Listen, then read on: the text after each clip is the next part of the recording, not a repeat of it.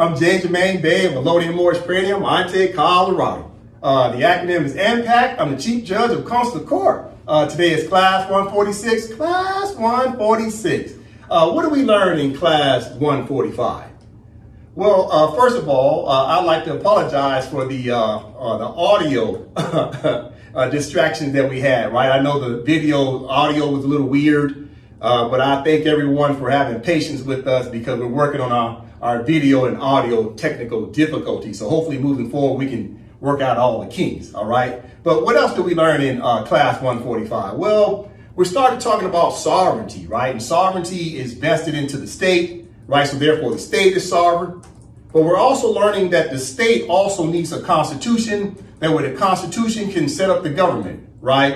And then after that, the government can start to recognize the nationals of its defined territory, right? It can extend the sovereignty of your nationality from the state, the constitution, and the government, right? Because it all acts as one.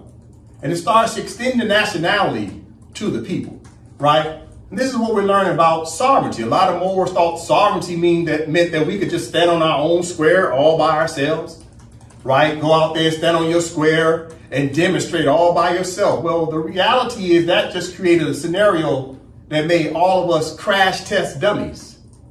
Every last one of the Moors out there trying to go out there by yourself because you was told that you was the government all by yourself.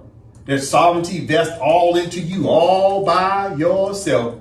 And you ran out there like a crash test dummy and you got caught up, right? Moorish Americans by the thousands have been going to jail. They're losing their houses, they're losing their cars, they're losing their freedom, they're losing their children. Oftentimes, Moors are homeless. There's a lot of Moors out there right now that are homeless because they've been buying these packages and from these Moorish American con artists. And next thing you know, these people end up homeless. And now you got people selling packages regarding being some Cherokee sovereign soul, right? Anybody tell you you're a Cherokee sovereign soul, I suggest you run. Don't buy no packages because that's a one-way street straight to where? To jail. You have people wearing feathers going to jail pretty soon under this falsehood, this false narrative that you can be a sovereign soul. Don't do it. I'm telling you right now, you're going to lose your house, your car, your job, your children, and your freedom. Because someone lied to you and told you that you were sovereign all by yourself. Now, why are people saying they're sovereign? Oh, because in Class 145, we was talking about the fact that the FBI and the CIA set our community up to study what first? Divine. So since we studied divine first and then national second, we end up getting caught up in what? Church status. We too busy talking about divinity, right? Which is ecclesiastical law or some theocratic false government of your church, your religious corporation. So what happened, we end up becoming sovereign citizens. What does sovereign citizen mean? The United States of America and the several union states, along with their counties, what they call their local municipalities, been trying to tell the Moors the truth the whole time that who you are is a sovereign citizen. Because we never took the time to understand what sovereignty meant. So all this time, the United States of America, the United States federal government, their local internal charter states, and all their local counties been trying to tell the Moors and trying to tell these fake Indians that you are a sovereign citizen. And they turn around and tell you everything you're saying is a belief. And they've been telling you the truth. But yet the United States and the several union states and their local counties won't tell the Moors the full truth. They tell them a half truth. You see, the United States don't want to tell all the Moors the truth that you're Moroccans. The governors and the attorney generals, the mayors and all these chief of police, the prosecutors and the judges don't want to tell the Moors that they're actually Moroccan. They've been adopted as Americans, but their true nationality is Moroccan. So the Moors have had a lot of pain, right? We've had a lot of hardships. We've been seeking for remedies. So what we do is we end up going to what we consider people that are leaders in our community. And the leaders in our community have been telling us a half truth. And if you're telling someone a half truth, that means the bottom line is you're really just lying. Either you're telling the truth or you're not. Because there ain't no such thing as halfway crooks. So you're going to tell the truth or you're not. And all this time, our people have been lied to tell them that they're either black. We've been lied to and told us we was Moorish American. We were lied to tell us we was African American. We was lied to when we told we was Native American. We're not Native Americans.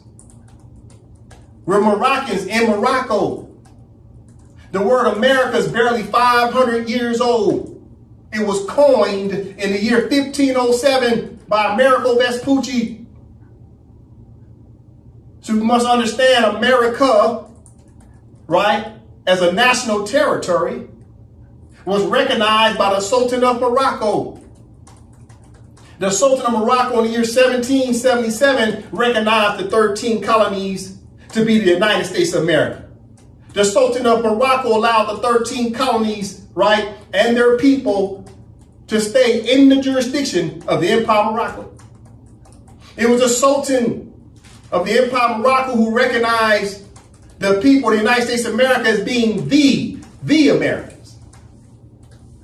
So you must understand, the Americans have been recognized by the Empire of Morocco as being the Americans. But who are the people of the Empire of Morocco? Moroccans. And somehow, some way, we got this hybrid mentality that we think we're Moorish Americans, because Moorish American, Moorish means Moroccan American, but you got a hyphen in the middle. So you can't be Moroccan American. You can't be both. You're either Moroccan or you're American, but the reality is what? The Moroccans got adopted by the Americans. And when you got adopted by the Americans, they gave you their last name, which is American. So your biological mother is Moroccan of the Empire of Morocco, and you were adopted by the Americans. And your stepmother is called the United States of America, who adopted you. And who allowed the United States of America's administration to adopt you, to call you American? It was the Sultan of Morocco allowed all the Moors to be adopted under what's commonly known as naturalization. So this is what we have to take away from class 145 about understanding sovereignty. And sovereignty is vested into the state. Then the state has a constitution. The constitution sets up the government, which is the politics. And that government now starts to recognize the nationals, to allow the nationals to pledge allegiance to said state and pledge allegiance to the Constitution and the flag, the national flag of the state, right? What else did we learn in class 145? Well, we started talking about the Sultan, right? So now the Moroccan states, the several Moroccan states came together, right? Had a constitutional assembly. I'll say it again, the several Moroccan states, right? Internal states, provincial states came together and had a general, right, assembly for a constitutional assembly to put together the Empire of Morocco Constitution dated February 1st, 2024. That's the date of the draft. And then we have what? A public election for the office of Sultan. And we elected a Sultan amongst all the several internal provincial Moroccan states. So now the office of Sultan has been reinstated. So good brother Abdul Smith Al-Kabir will take his oath to the office of Sultan, and he will take his oath to the Constitution of the Empire of Morocco's state. And this is what we learned in class 145. We're moving forward. It's due process of what? Decolonization. We'll talk about decolonization some more today. We're talking about naturalization and decolonization. We're talking about statehood. We have to understand, why do we need a constitution for the Empire of Morocco? We got to keep talking about this. We'll keep talking about naturalization because the Grand Sheiks never took the time to explain to the Moors what naturalization was all about. You got to understand that the Grand Sheiks have been intentionally avoiding the word naturalization. This is why the Grand Sheiks of the so-called temples tell you, oh, we don't recognize the 13th, 14th, and 15th Amendment. Why is it the Grand Sheiks kept saying they don't recognize the 13th, 14th, and 15th Amendment? It's because they don't want you to examine it. When your leaders tell you, don't worry about that, guess what the students do? They don't worry about it. They don't examine it. They don't study it. They don't get into forensics about it. So the Grand Sheiks have been intentionally not talking about naturalization because they don't want to talk about adoption. They don't want the Moors to find out that they're not Americans. That's the bottom line. Because if our teachers have taught this in school, whether with public school, private school, whether we learn this in college, whether we learn this at our churches or organizations such as the NAACP, who ain't taught us nothing about international law, we will learn that we are adopted people. We will learn our nationality if, in fact, we will start studying the various Moorish treaties. When you read the expatriation document of 1906, with Hoffman Phillip, his first paragraph talks about the various Moorish treaties with the Christian countries. And all the Moors read past the word various treaties, various. What does various mean? Several treaties. And the only thing the Moors have been studying is the Treaty of Peace and Friendship, a bilateral treaty. That's it. But yet, Hoffman Phillips said there was various treaties. What does various mean? Several. Not a couple, but several. But yet the Moorish Americans never took the time to say, where's all these various treaties that Hoffman Phillip is talking about? You know why the students never asked? It's because their leaders only taught them about what? Treaty of Peace and Friendship. That's it. And this is what I mean when I say Moors don't read. That Moors skim. You skim right on the word various treaties. You didn't go back to find out what does various mean. So you got to understand, we have delayed our own justice. A lot of this is self-inflicted in terms of the pain that we have as Moors. If you call yourself black, the reason why you got pain, I should say, is because your black leaders haven't told you the truth. Nobody wants to tell the truth because everybody's taking the payoff. And that's the truth. All right, so today we'll keep talking about naturalization because it's important for the Moors to understand naturalization because nobody wants to teach it. But yet everybody run around talking about they're master teachers. You're the master of what? Deflection and distraction? Because that's what I've been studying. As I continue to study the Moors, I see a master design to deflect the Moors away from the truth. I'm seeing it. The more I study, the more I see that we have delayed our own justice. Yes, the white man that you call the white man, yes, he's half the problem. He's the colonist. He knows who he is. The problem is we don't know who we are. You know who we are? Obstructionists. We put obstructions in front of our own selves. You know who the obstructions are? The leaders in our own communities. They've taken the payoff. And I'm starting to see it clearer and clearer by the day. Let's get into the class. All right, you know I always open up the Constitution. The Constitution is paramount, right? As an example, this is AMPAC's Constitution as a provincial internal state. It's not the external state. It's not the parent state. It's not the umbrella state. It's a state that's underneath the umbrella protections of the Empire Morocco. Right, so the Constitution is important. Why is the Constitution important? Because it starts to claim a latitude, longitude, a defined territory. It also lets the colonists know that you're serious because you're now checking what? Procedural law boxes. It's about the proper procedure. When they say you got a constitution, they start taking you serious. They know you're setting up a government. So you govern amongst the affairs of all your nationals. And this is what the Moors been missing, a constitution that sets up the government regarding your proper nationality. And your proper nationality is Moroccan. You're not American. You're not Moorish American. And you're not Cherokee. And you sure as hell ain't black, because you know what black really means? American. That's all it means. It's a distraction. You keep having this crayon conversation. It's a crayon conversation that distracts you from a national conversation. When you keep talking about Negroes, blacks, colors, white people, it's a distraction. That means you ain't talking about the national standing of the state, because you're busy talking about what is the caste system. It's just a caste system. It's an internal conversation. You need to be having an external, international conversation about the name of the state and the nationality of said state. You keep talking about black is not a nationality. Okay, since we all know black's not a nationality, why aren't the Moors turning around saying your true nationality is Moroccan? Nobody's talking about Moroccan versus American. They're distracting you to tell everybody American, the FBI and the CIA wanted all our people to keep saying that we are American. And there's 100 different ways to say it. You can say you're Native American, Moorish American, African American, right? You got all these different ways to say you're American. At the end of the day, everybody is American. If you're still American, that means you're naturalized. You've been adopted as American. But the FBI and CIA got you arguing over religions, and they got you arguing over crayons. And they got you fooled. The FBI and the CIA got you fooled because they know you ain't talking about international law. You're not talking about states. You ain't talking about the Empire Morocco state, and you're not talking about the United States of America. You talking about crayons and religion.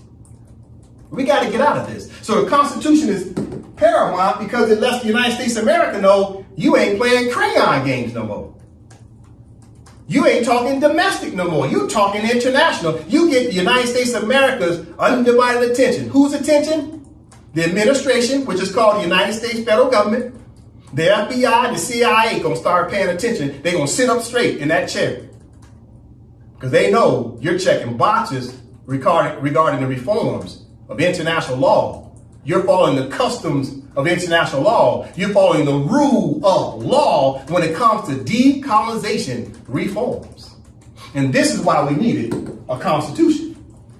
It's the first box. All right. Speaking of constitution, as the Moors know, we've been talking about the constitution for the Empire of Morocco, right? And the Empire of Morocco needed a constitution as well. The Empire of Morocco is an ancient state. But after the year 1945, the United Nations through the charter said, okay, if ancient people, commonly known as indigenous people, aboriginal people, want to decolonize, then there's certain boxes they need to check. Why is that? Because indigenous people need to understand what's commonly known as the rule of law. International law is based in a uniform basis. International law is a system of rules that all states on planet Earth play by the same rules. That don't mean that other states don't violate the rule, but the rule is there. And the practice of law is there, called the customs of international law, the customary norms of international law, the practice of international law. So when people are trying to decolonize, they want those people, when they wake up, they want them to understand what's coming on as contemporary international law. That way everybody can be on the same level regarding the same laws. Everybody understands how to play by the rules. So after 1945, even the Empire of Morocco needed a constitution, right? Or it's going to be considered like an archaic country. You got to come into a contemporary state. What makes you a contemporary state? Your constitution. Puts you into contemporary status. Instead of being in some archaic status where you say, well, I don't need no constitution. I'm divine. That's BS. Don't nobody recognize that no more on planet Earth. Even all the Arab states have constitutions and states. And they're deeply, deeply religious people. And they have constitutions and state. Our own people run around talking about I'm divine all by myself. We ain't learned nothing. We don't study. So we needed a constitution for the Empire of Morocco, right? We'll talk about that some more today, right? That sets up what? It sets up the government, right? So the Constitution sets up the government, which is called politics. So now we're doing what? So it's about the Empire of Morocco, which is the external, right? The external sovereign independent state. We'll talk about that today. We need to reinstate the Sultan, which is the head of state. We need to reinstate the executive branch, legislative branch, and judicial branch. That's the Empire of Morocco. That's the jurisdiction for the parent state. That's the umbrella state, right? And underneath the umbrella is what? What comes underneath the umbrella? It is what? The internal states. So you got the United States of Morocco on behalf of the Empire of Morocco. So what is the United States of Morocco? What is that? That's all the internal states coming together. That's how you put Humpty Dumpty back together, through all the internal states. Right? So for an example, AMPAC. AMPAC is down here. AMPAC comes under the umbrella, right, as an internal state. It comes under the umbrella of what? The Empire of Morocco, right, as the external parent state. All right? That must be understood. We'll talk about that some more today. Okay? All right. So, I want to continue to talk about the United Nations Declaration on the Rights of Indigenous People in harmony with the Constitution of Empire of Morocco. All right? I'm bringing this up so we can start talking about colonization. I'm bringing this up so we can talk about what is the status of our state. So I'm going to break this board down in just a minute. But the rights of indigenous people is what Barack H. Obama and Rahm Emanuel of Chicago, Illinois tried to tell the Moors to go back and read. Go back and read the charter and go back and read the rights of indigenous people. So you'll understand what? Your substantive rights. Once you understand your substantive rights, which is the law, then you have to set up next what? Procedural law, which is the process, the due process of what boxes the indigenous people have to go check. It's one thing to read all this, but after that has to be what? A call to what? Action. Has to be an action plan. Right? And this is what a lot of Moors are missing. We never understood substantive law and we never understood procedural law. But we're going to continue to study. This is why I call it an AMPAC study session. We're studying, right? Let's study. Okay, so what are we getting ready to read? Okay, so you got the United Nations Declaration on the Rights of Indigenous People. Okay, so now, what is the United Nations Declaration on the Rights of Indigenous People? Okay, so one of the things you're going to do is you're going to come down to what? The preamble. And one of the things you'll read about the preamble is about colonization. Okay? All right. No, right here in the preamble.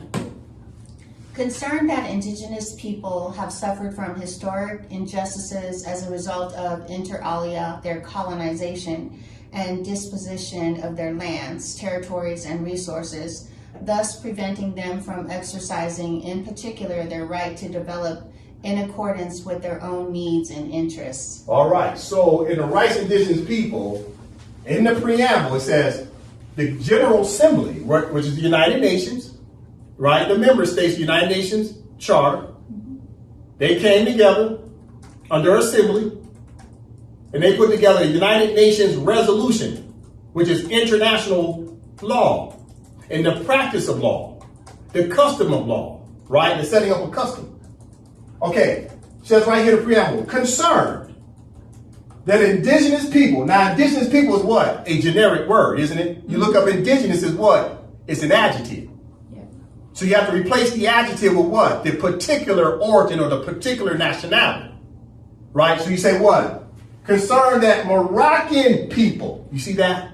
Replace the word indigenous, add Moroccan. Concerned that the Moroccan peoples have suffered from historic injustices as a result of, inter alia, their colonization and dispossession of their lands, territories, and resources, thus preventing them from exercising, in particular, their right to development in accordance with their own needs and interests. You see that? Yep. So the Rights of Indigenous People is telling you already, it's talking about what? Colonialism. And colonialism is what? Against the law. It's against what? International law. Colonialism is outlawed in international law. It's an injustice. Right? Okay, listen. Now we're going to look up the word naturalization. No, matter of fact, we're going to look up adjudicative. Why are we going to look up adjudicative? The reason why we're going to look up adjudicative is because the colonists, when this was written, the colonists really didn't want the word court or judge or judicial written in the Rights of Indigenous People. I'll say it again. The colonists don't like seeing the word what? Court, judge, or judicial in the Rights of Indigenous People.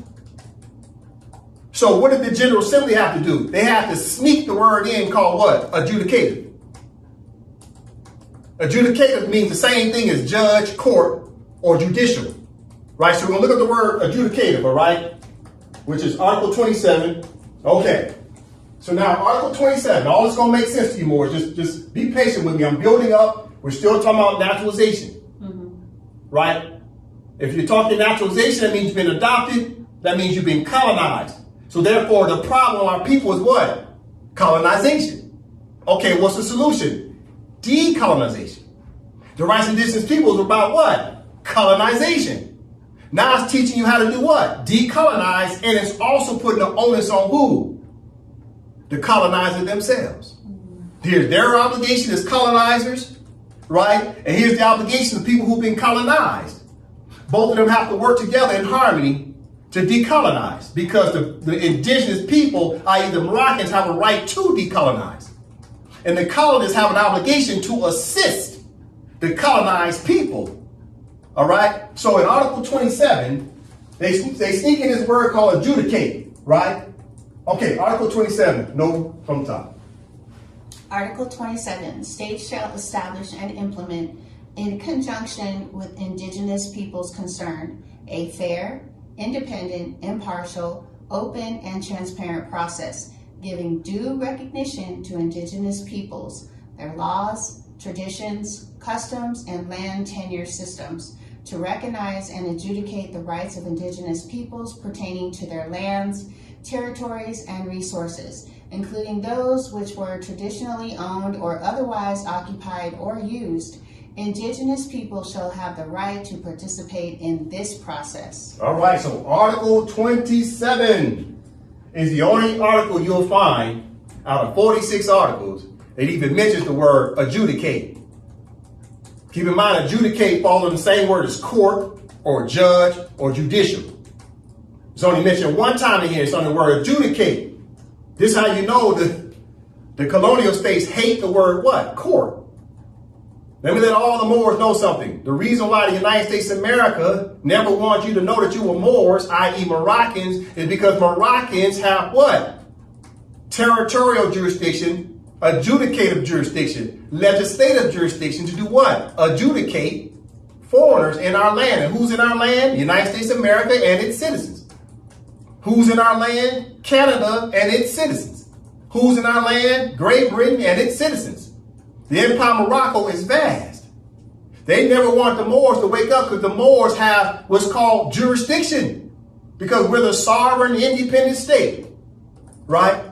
So from the top, it says, Article 27, states shall establish and implement, in conjunction with Moroccan peoples concerned, a fair, independent, impartial, open, and transparent process, giving due recognition to Moroccan people's laws, traditions, and customs, and land tenure systems, to recognize and adjudicate the rights of Moroccan peoples pertaining to their lands, territories, and resources, including those which were traditionally owned or otherwise occupied or used. Moroccan people shall have the right to participate in this process. So you see, the United Nations put the onus on both the United States of America as an example, as well as the colonized Moors who are Moroccans, to work in harmony, in conjunction. But you got to catch something here with the word adjudicate. It has a dual meaning. Okay, from the top. Article 27 on the rights of indigenous people. States shall establish and implement, in conjunction with Moroccan people concerned, a fair, independent, impartial, open, and transparent process, giving due recognition to Moroccan people's laws, Moroccan people's traditions, Moroccan people's customs, and Moroccan people's land tenure systems, to recognize and adjudicate the rights of Moroccan peoples pertaining to their lands. What that means, a dual meaning. You see, the United States of America and their federal government, that's an intergovernmental organization, and the several union states and all their local municipalities are supposed to adjudicate anyone who tries to violate the Moroccans' rights to emerge as a sovereign, independent state. So not only is the United States of America supposed to adjudicate anyone trying to supervene the impossibility of performance for the Empire of Morocco to rise up, the United States of America is supposed to adjudicate any of their or their Orients and any of their people who are trying to stop the Moors.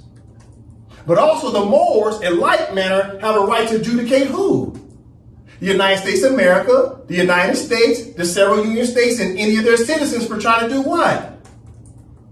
To try to supervene the impossibility of the Moorish state from rising up. So this word adjudicate, right? This word adjudicate has a dual meaning. The colonists are supposed to adjudicate colonists for trying to stop the Moors. And then the Moors are supposed to adjudicate any colonist that's trying to stop the Moors as well. This is how you do what? You work in harmony. You work in conjunction. It's about courts. How do you stop the colonists? It's courts. But first, the Moors needed what? Okay, listen. You see this word laws? You know the word laws came way before the word adjudicate? You see that? So the Moors needed laws first. The laws set up what? The ability for the courts to do what? Adjudicate. You see that? What else do you see in sequential order? You see what else they see in sequential order? They say these Moors, right? Let's take it from the top. Watch what happened in class 145. What did we learn in class 145? That Article 5 of the Rights of Indigenous People set up a sequential order. What the Moors were supposed to do first. It said the Moors had 5 things, right? 5 things, 5 principles. What was it? It was first what? Political, right?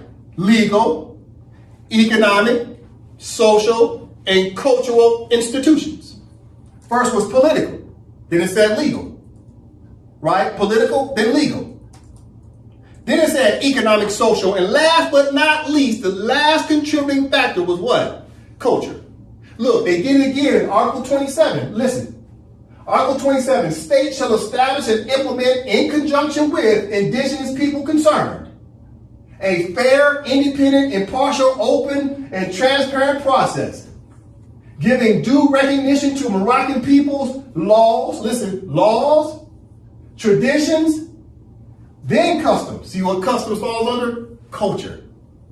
What they tell you needed first. You needed what? It says states shall establish what? Laws first. Then you get into what? Traditions and customs. You see that? Even Article 27 telling you all your customs are last. Set up your dang on laws. So you can do what next? Then you can do what? What can you do with your laws? The laws allow you to do what? Adjudicate. Adjudicate what? The rights of Moroccan people. You adjudicate the rights of Moroccan people. You see that?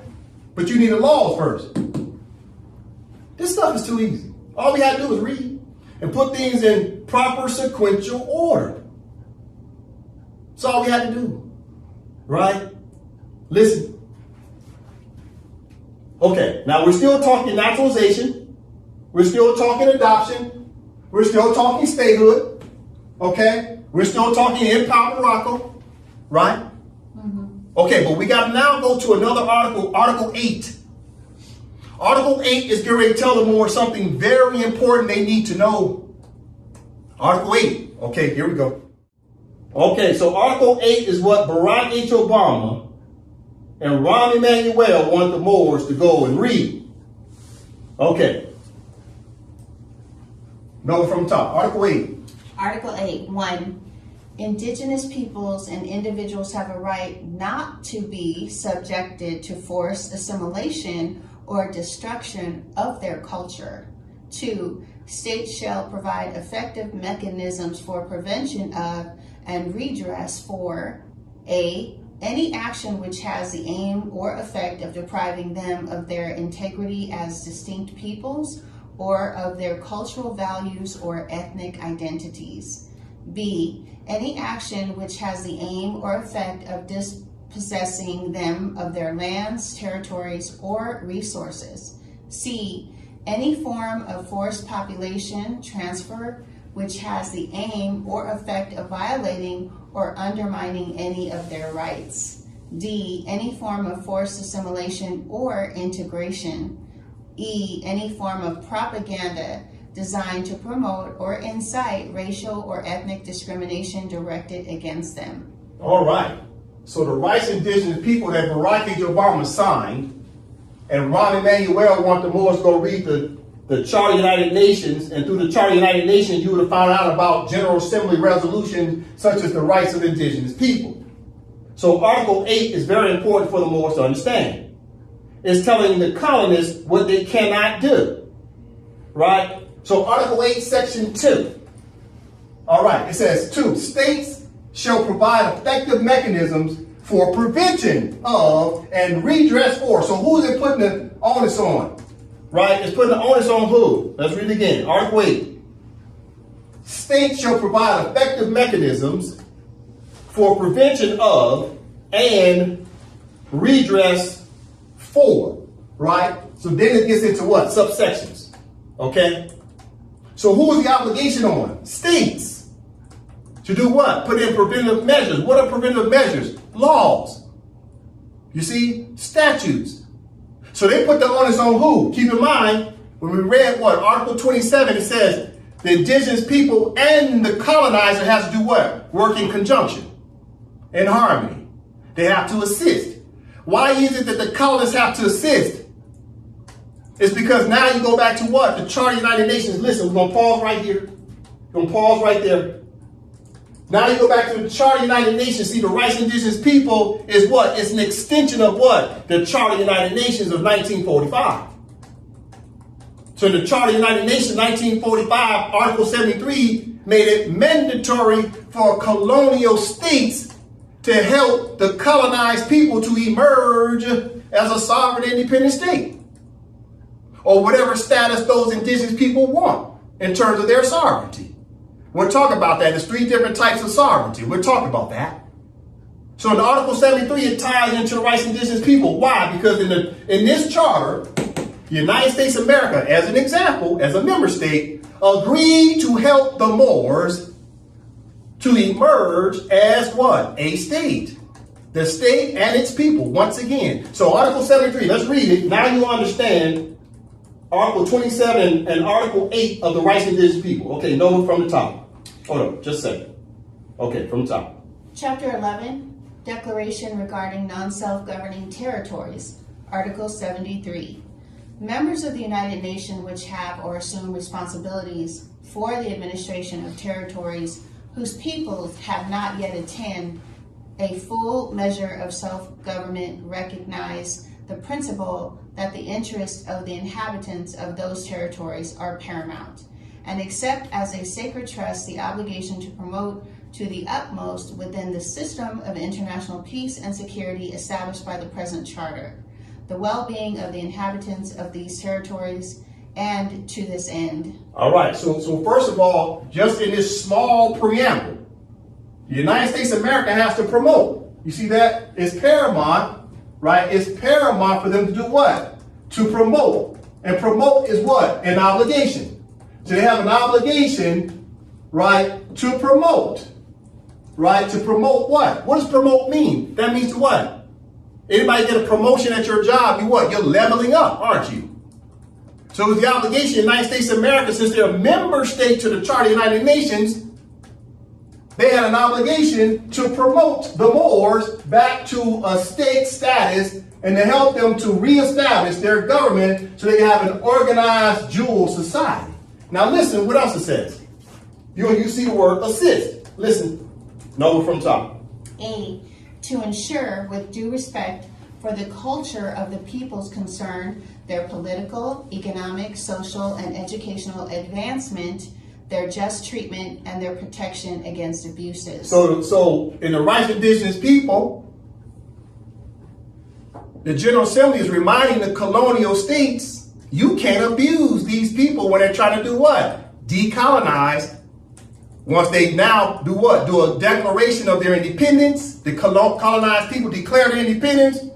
They draft the Constitution. They ratify and deposit with the United Nations in accordance to Article 102 of the Charter.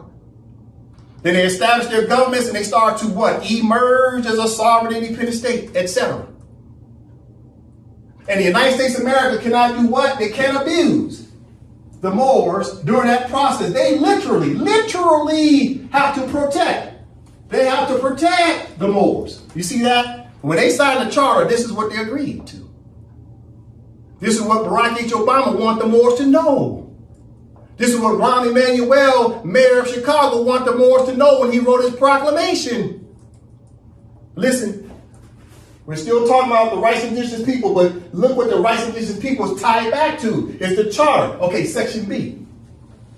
B, to develop self-government, to take due account of the political aspirations of the peoples, and to assist them in the progressive development of their free political institutions, according to the particular circumstances of each territory and its peoples and their varying stages of advancement. So therefore, the United States of America, since they're a member state of the Charter of the United Nations, they have to do what? They have to assist.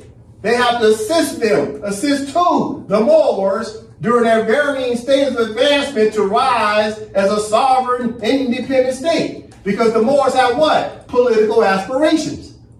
The Moors have political aspirations. What that means? We want to reestablish what? The state and its government. Political means what? Government, right? In the local affairs, the public affairs of the state. That's what political means when you look it up, right? So therefore, the United States of America has to assist. Okay, now does that make sense to you? Let's make it big if we can. United States of America has to assist them, right? With the free political institutions. What institutions? The three branches of government, etc., right? So why is the United States of America got to assist? Because they signed this contract. That's why. You see? Okay, going back to rights of indigenous people. This is what Barack H. Obama wanted you to know. Okay. So under Article 8 of the Rights of Indigenous People, Section 2 says, Nova, read again. 2. States shall provide effective mechanisms for prevention of and redress for. So now do you understand why Article 8, Section 2 says states shall provide effective mechanisms for prevention? Prevention of what? Abuse. Prevention of what? To make sure that their state and their internal states such as Alabama, Texas, etc. cannot abuse the Moors while they're rising up to decolonize through their state. All the Moors will reestablish internal states and will also have what? The Empire Morocco National Constitution that reestablishes the state. So therefore, the United States of America has to put in what? Mechanism. What's mechanisms? Laws. Foreign policy, codes, statutes. This is the obligation of the United States of America because this is going to become custom. It's custom. Why is it customary law? Why is it customary international law? Why does this have the force of law? It's because there's been 80 plus territories that's already decolonized on planet Earth. And all 80 plus territories utilize these reforms. It's just in the year 2007, the United Nations realized they had to put some more what? Mechanisms in place, some more reforms in writing, needed more legislative power. They put this in writing and say what these indigenous people's rights are. And what they said, they put the onus on who? The colonizer themselves. Say, you colonizers better prevent. You colonizers better put in some provisions, which are called mechanisms. What are mechanisms? Laws. You colonizers better put in some preventions. You better tell your local governors. You better tell your local attorney generals, the local secretary of state, the local mayors, the local chief of police, the local sheriffs, state troopers, prosecutors, judges, and more importantly, the legislators of the several union states and the legislators of the United States federal government. You better put in some mechanisms. Whether it's legislation or some type of foreign policy, whatever policy you put in place, you better come up with some prevention, some mechanisms that are what? Effective. It creates what? Redress. So the redress is to keep from violating the Moors' rights. In other words, under Article 27, the United States of America has an obligation to set forth laws or policies to adjudicate their own officials who try to stop the Moors from decolonizing. You see what I'm saying? You got to understand what's here. You got to understand what you're reading. Reading means to use forensics. It means to comprehend.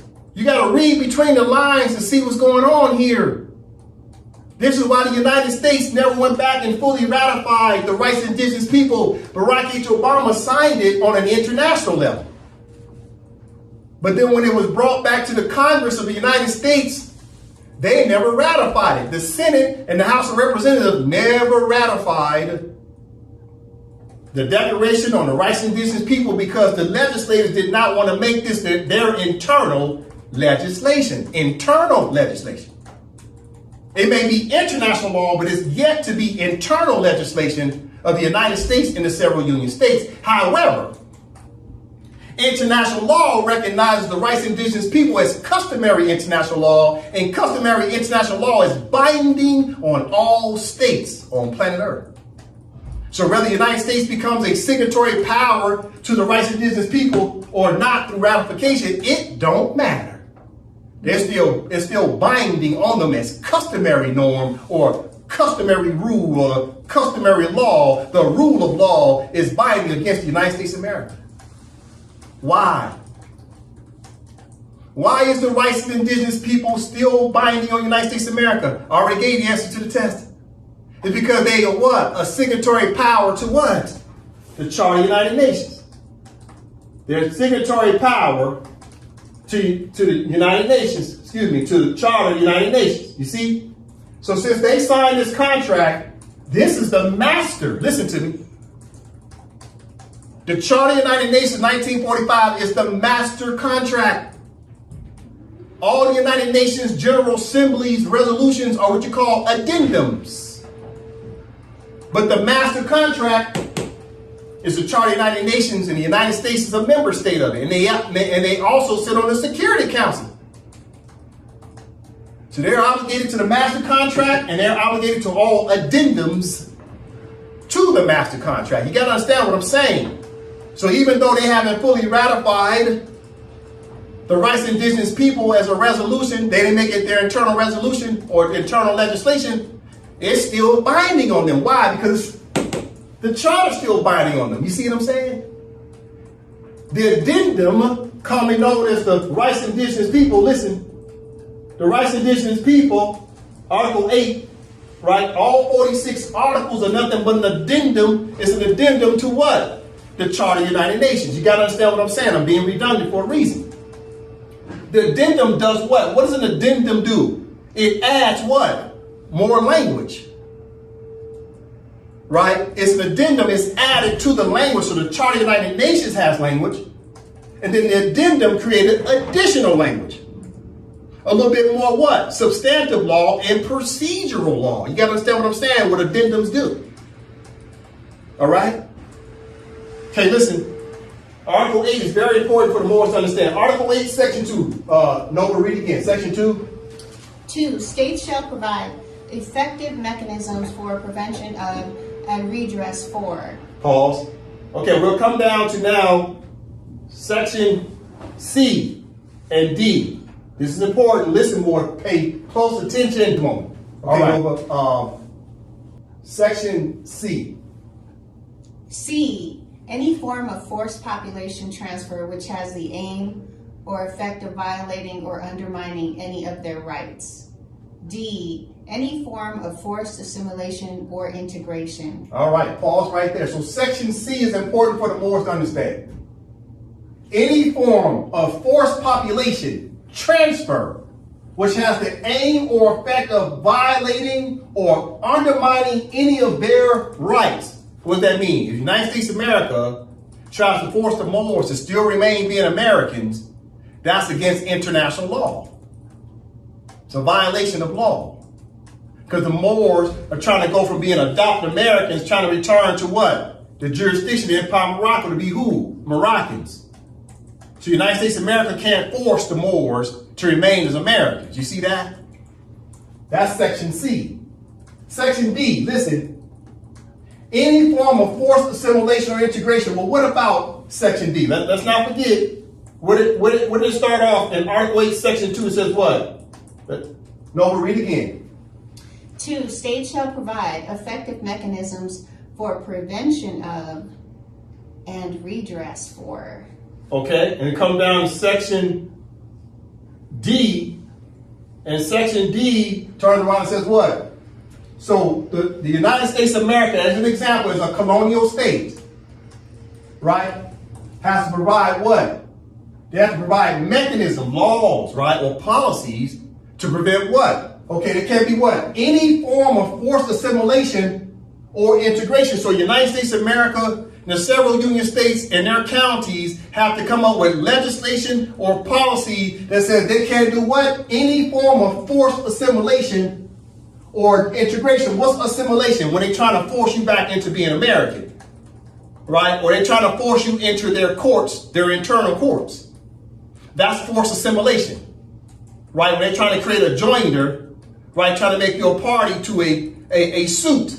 That's forced assimilation, right? Because they're trying to recognize you still as what? An American citizen. That's forced assimilation. When they force you through court orders, that's forced assimilation.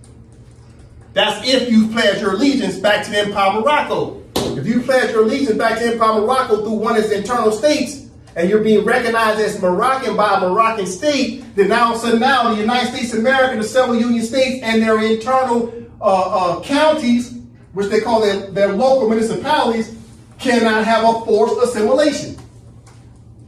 They can't force you to be American anymore. Okay, now here's the important word I need the most to understand. Integration. You see that? It can't be what? Any forced integration. Let me read it again. There can be any form of forced integration. What does integration mean? Right? Integration. What does integration mean in international law? That means the United States of America can't force the Moors to be what's commonly known as an integrated state. Right now, the United States of America has naturalized the Moors and they call them Americans. Let's say the Moors say, no, we don't want to come under the civil and criminal jurisdiction of the United States of America or the United States or of the several union states or of their local municipalities. What do we say? No, we don't want that. Now we're trying to establish our own what? Sovereign state.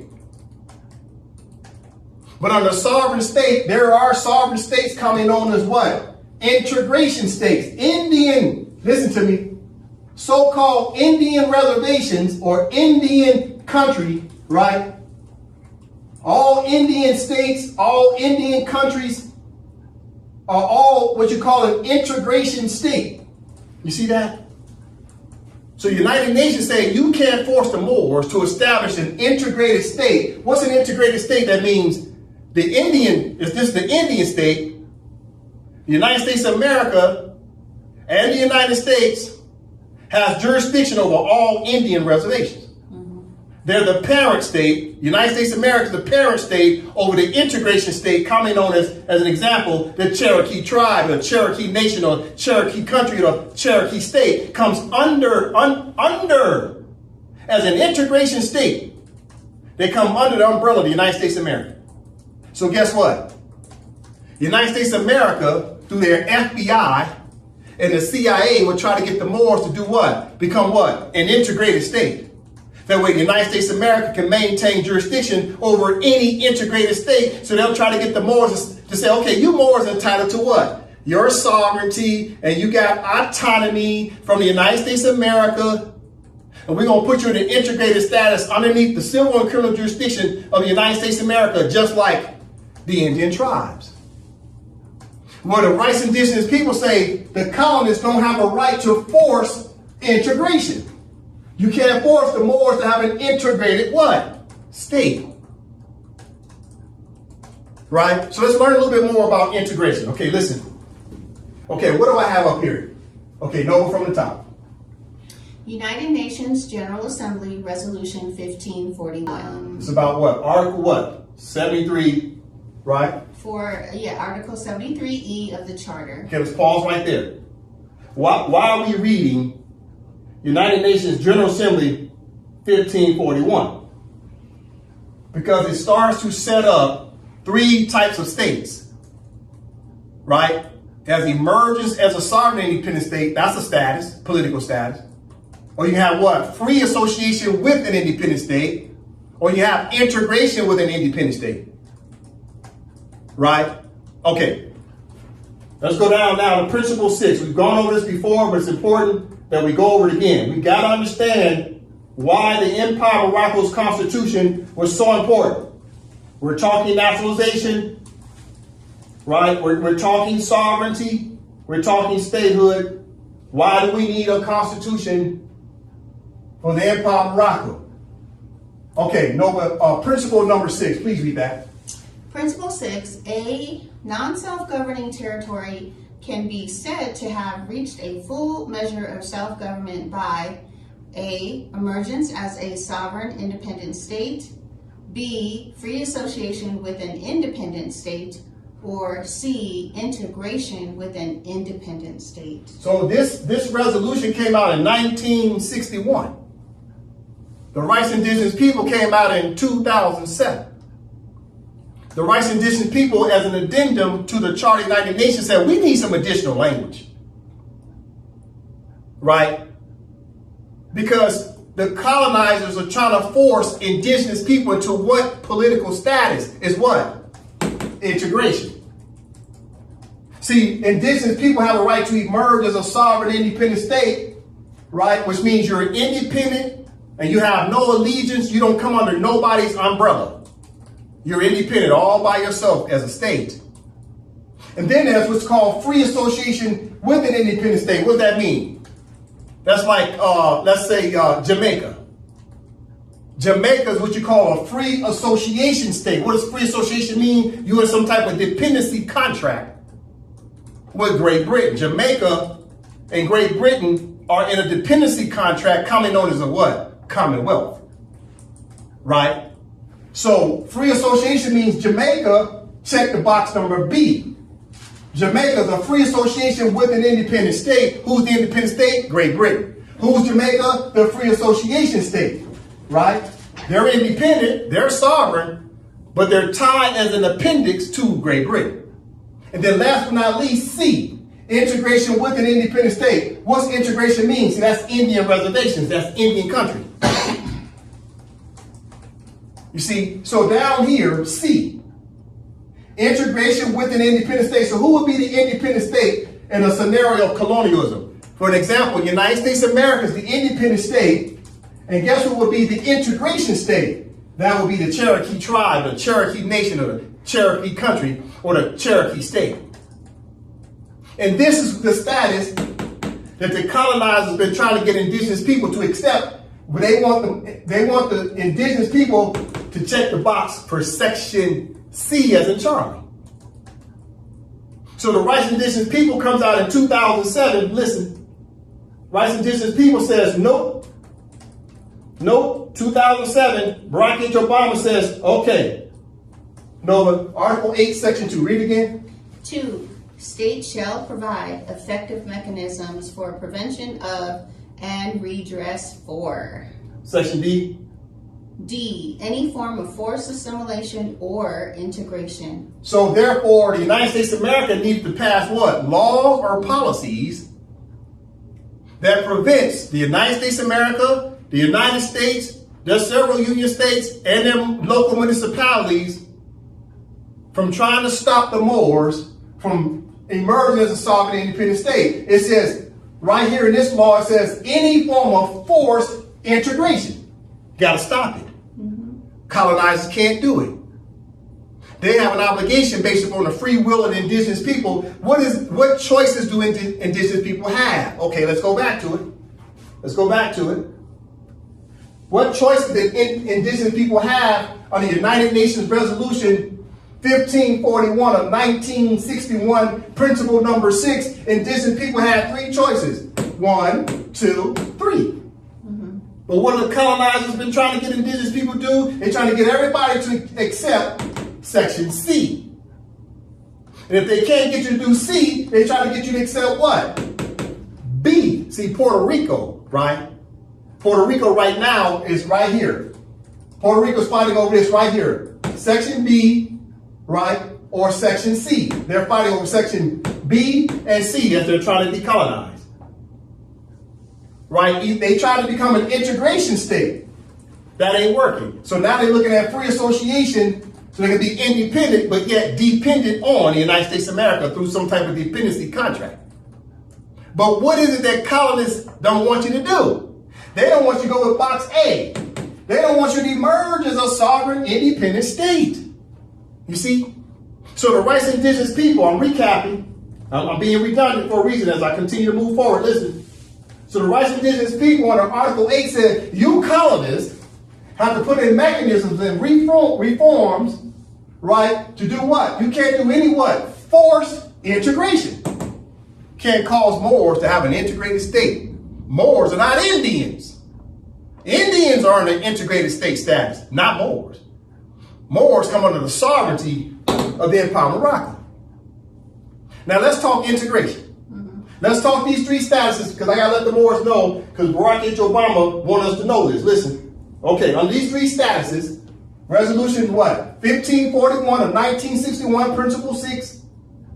We got to talk about these three statuses because we're talking about what? What are we still talking about right now? The Constitution for the Empire of Morocco. The Constitution of Empire of Morocco says it's what? What does the Constitution of Empire of Morocco say it is? Okay, it says what? Under contents, it says the Empire of Morocco is what? Nova? The Empire of Morocco, external sovereignty and independence. So therefore, the Empire of Morocco is an external. Is an external state. The Empire of Morocco is an external sovereign state. What does external mean? Under the list of options, what does external mean? Listen. What does external mean? External means what? Option A. Emerges as a sovereign independent state. That's option A. That's what external means, you see? So we got to talk about this list right here. I got to break it down on here on the board because people need to understand why do we need the Constitution for the Empire of Morocco? It's because it declares our status, our political status. What's our political status according to the Constitution? Right? Our what? Matter of fact, let me go to this. We're declaring what? That the empire is what? An external, sovereign, independent state. That's what our Constitution is declaring to the world what our political status is. We're letting the colonizers know what? We ain't accepting no integration status. We put it in writing. We ain't accepting no free association with an independent state status. We're not accepting that. Let's go back to it. See, our Constitution letting them know we want Section A. No, we're not interested in Section B, and we're not interested in Section C. As a matter of fact, the rights of indigenous people say you can't even enforce integration. You see that? Rights of indigenous people, Article 8. This is why Barack H. Obama wanted us to read this. This is why Ron Emanuel, mayor of Chicago, back in 2011, 2012, wanted us to read this. Listen, so let's take a moment and look at the board. I got all three of those. See these three statuses? A, B, C. I got these three statuses on the board. A, B, C. You see it? Mm-hmm. Right. Let's write it up there. Just a moment. Let's write it up there. A. Let's write it. A. Right. A. What? B. Right. And C. Right. So it's up there now. These are the three statuses. Right. A, B, C, A, B, C. All right? Now here we go. Under A, it's talking about what? Sovereign, external, independent state. What's a sovereign, external, independent state? Okay, according to Section A, it's what? Emerges as a sovereign, independent state. Okay? That's the correlation. Okay, let's look at B. Sovereign, free association with an independent state. That's B, right? That's over here. B, free association with an independent state, because even if you're in a free association like Jamaica, Jamaica is still what? Sovereign. But it's a sovereign state that's in a contract of a commonwealth with who? The independent state called Great Britain or the United Kingdom. You see? Okay, C. Sovereign integration with an independent state. So you're still sovereign, even down here, Section C. Pay attention. Section C, you're still sovereign. Aren't Indian reservations sovereign? right? They still get to do what? Govern over their own affairs as Indians. Isn't that correct? So that means they have a sovereign jurisdiction to govern over the affairs of Cherokees. If you're a Cherokee national, you got Cherokee Constitution, government, laws, right? You got 3 branches of government. You govern over Cherokee nationals. You're sovereign, right? Because the Cherokee Constitution recognizes you as a sovereign of that state. So Section C, you're still sovereign, even though you're integrated under the umbrella of an independent state. For example, the United States of America is the independent state.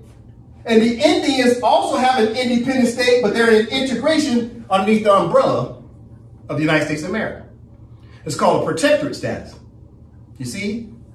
They still recognize themselves really as still being what? Adopted. You see? They come under some form of protection. Listen. All right, so let's break this down. This is very interesting. The Moors need to understand this. Why do we need a constitution for the Empire of Morocco? Because you have to declare to the world what your political status is. You see? So listen. Section A. Sovereign external independent state is what? Got a drop down arrow. Empire of Morocco National Constitution sets up what? The state. The state has what? A constitution that sets up the government. You see? So you got the state and the constitution sets up the government, right? Then after that, what happens next? Now you got internal states. Internal state constitution is a territorial district, such as AMPAC is an internal state. Alabama and Texas is an internal state. So down here, this drop box is about internal states. So you got the national constitution in Morocco, and then the internal states also have a constitution for its territorial district. Because each of the territories are a district. It's broke down like a puzzle. A puzzle comes in a bunch of little pieces. Each little piece of a puzzle is considered a what? Territorial district. Alabama is a territorial district. Texas is a territorial district. AMPAC, as a Moorish government, as an internal state, is a territorial district. You follow me? Okay. And also local counties. Yeah. Okay? So you got what? You got what? The national state, then you got internal states, then you got local counties. These are all jurisdictions, right? Under what? Sovereign external independent states such as Empire of Morocco. Now listen over here. Then you got sovereign free association. See? Free association. That's box B, right? Out of these options, right? So sovereign free association with an independent state. That's B. Whose status is that? That's the United States of America. Because the Sultan of Morocco recognized the United States of America in 1777. You see? So now they're in a free association with the Empire of Morocco because the United States of America came under the protections of the Empire of Morocco back in 1777. You understand what I'm saying? So the United States of America is what? The de jure name on the what? Constitution that George Washington deposited with the Sultan of Morocco in 1789, right? December 1st, 1789. But the United States of America also has internal states, and all the internal states have a constitution, and they're overseeing what? Territorial districts, like a puzzle. The United States of America is just one big giant puzzle. The Empire of Morocco is one big giant puzzle, separated by little borders, invisible borders called districts. And then they got local counties. Now, what's the only offset right here regarding the United States of America? See, right here in the middle. Right here in the middle, right? Right here in the middle is what? What they call an intergovernmental organization commonly known as what? The United States federal government. The United States federal government is governing over the affairs of all the internal states.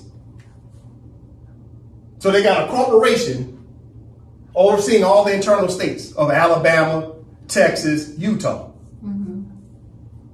So it's an intergovernmental. The United States is an intergovernmental. So they act as a middleman, a middle manager. So United States federal corporation, right? Pretend that's the District of Columbia. That's District of Columbia, Washington, D.C., right? Is governing over all the internal states, such as Alabama, on behalf of who? The United States of America. The United States of America is the parent state. and it has a representative called the United States of America, it has a representative, a power of attorney called the United States Municipal Corporation. United States of America has an intergovernmental organization called the United States that acts as the representative of power of attorney on behalf of who? United States of America. And this middleman called the United States governs over all the internal states, and all the internal states have their own constitution. And they have local counties, right? Okay, let's look at Section C. Because we're still talking about what? Resolution 1541 of 1961, principle number 6, has got three options for indigenous people to choose. So indigenous people got to choose one of these options. You want to emerge as a sovereign independent state? Or we going to get into some type of free association, right, with the United States of America? Or we going to become some integrated, right, some integration? Or we going to get into some integration status like the Indians did? And Indians have consented and acquiesced through treaties. They agreed, they consented to be an integrated state to come under the civil and criminal jurisdiction of the United States of America. They recognize the United States of America as their great father, you see? So they already have a contract. It's solidified. Yeah. So Cherokee State National Constitution. So the Cherokee State National Constitution, as an example, is in the status of integration with the independent state. Who's the independent state? United States of America. So the United States of America is acting as an umbrella over an integrated independent state, such as the Cherokee Nation's an independent state. They're sovereign, but they come under the umbrella of the United States of America under Section C. Section C, integration. Right? Now I got to look here. Okay, do they have internal district states inside of them? I don't know. I didn't do the research to find out if the Cherokee Nation has states within it. So I don't know. It's unknown. Do they have counties within the Cherokee state? I don't know. I didn't look it up. So I just put unknown, okay? However, these three statuses, A, B, and C, all come down to what? What's the most important reason why these three statuses exist? It's all about what? Jurisdiction. See down here? Jurisdiction. It's all about who has jurisdiction. Subject matter jurisdiction. Commonly known as what? Legislative and adjudicative jurisdiction. Who can create laws and who can have you summoned to their courts. Whoever has jurisdiction can create the laws that govern over your territory and your people, and they can now summon you to court. You see? So under Section A gave the Moors the right through the Empire of Morocco, the right to do what? Enact legislation and adjudication jurisdiction over who? United States of America, the United States, District of Columbia, and all the internal states, and all of their citizens. You see? So, how do we know that? Because they signed the treaties. They agreed through treaties. They consented.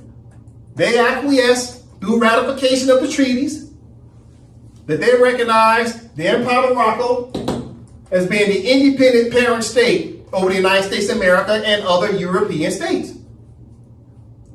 So all the European states are in a free association with the Empire of Morocco. They're an appendix. All the United States of America is an appendix to. They're a dependent status to the Empire of Morocco. They're dependent upon the Empire of Morocco.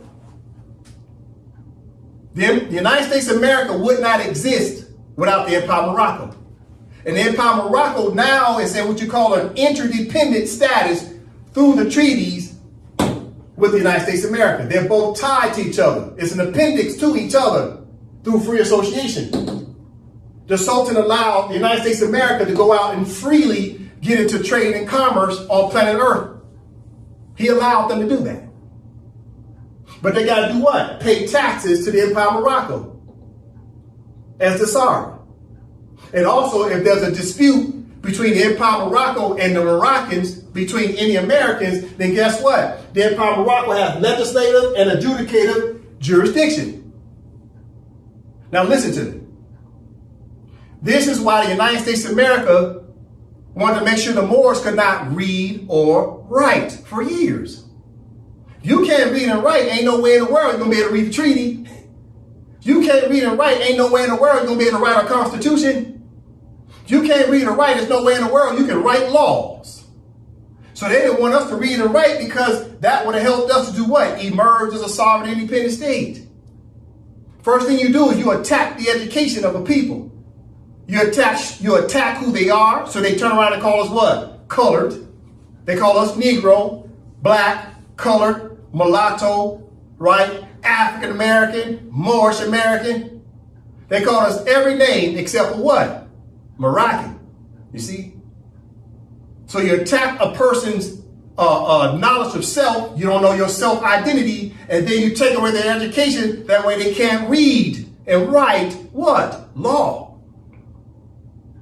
So over here, the reason why they didn't want the Moors to know about this over here, you being Moroccan, is because of these bottom words right here. Everything's about jurisdiction.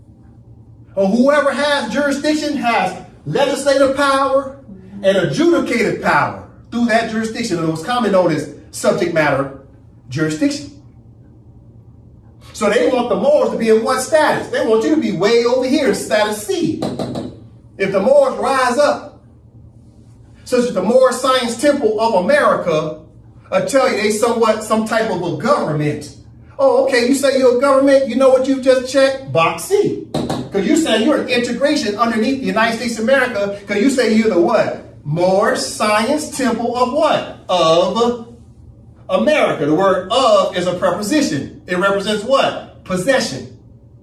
So the Moorish Science Temple is a possession of America, which means the Moorish Science Temple has accepted to be an integration status. You see? This is what you got to understand. This is why the Empire of Morocco's constitution was important, to declare to the world that we ain't in no integrated status. And we don't want to be in no free association status. Nah. We want what? External independency, to be sovereign as a people and sovereign as a state. And only your constitution could declare to the world what your status is. It's a properly written instrument. It's the legal instrument that tells the whole world. That way it eliminates what? The question. No one has to ask, what is your political status? Because it's already written in what? Your Constitution. Constitution already says off the top, we're external. See, Empire Morocco, external, sovereign. That's free association. That's external independence, right? So Empire Morocco is a sovereign independent state. Always has been, always will be. Which means, therefore, we're the parent state, we're the umbrella state over all other states within the empire. That means we automatically have legislative power, so we can write the laws that governs over everybody in our territory. And we have adjudicative power, which means we control the courts of jurisdiction. You gotta understand, section A, B, and C comes down to what? Jurisdiction. Everything's jurisdiction. And this is why the rights of indigenous people, listen, I'm being redundant. This is why the rights of indigenous people under Article 8 said to the colonizers, yeah, in the year 2007, we see what you colonists are doing. Right. You're trying to get all the indigenous people to accept some integration status and pretending like they're autonomous and pretending like they're sovereign and they can govern over their people. But the reality is you still keeping your civil and criminal colonial status over them. So therefore, the rights of indigenous people told the United States of America, as an example, you better write some laws or some policies that says you're prevented from putting these Moors in an integration status if, listen to me, if the Moors say they want what? Sovereign external independency. Soon as we declare this, then this becomes automatically what? Outlawed. They can't force it. But we have to tell them first our status. We never declared it as Moors. We delayed our own justice. We don't follow instructions. Listen, we're going to look up some words. We're going to look at about 5 or 6 words in the Black's Law Dictionary, 4th edition. Because we need to go back to the fundamentals, right? We need to become fundamentally sound. Mm-hmm. We got to go back and look up basic words that we should have learned in the 3rd, 4th, and 5th grade. Yeah. This is what everybody on planet Earth should already basically understand. As a child, you should know this.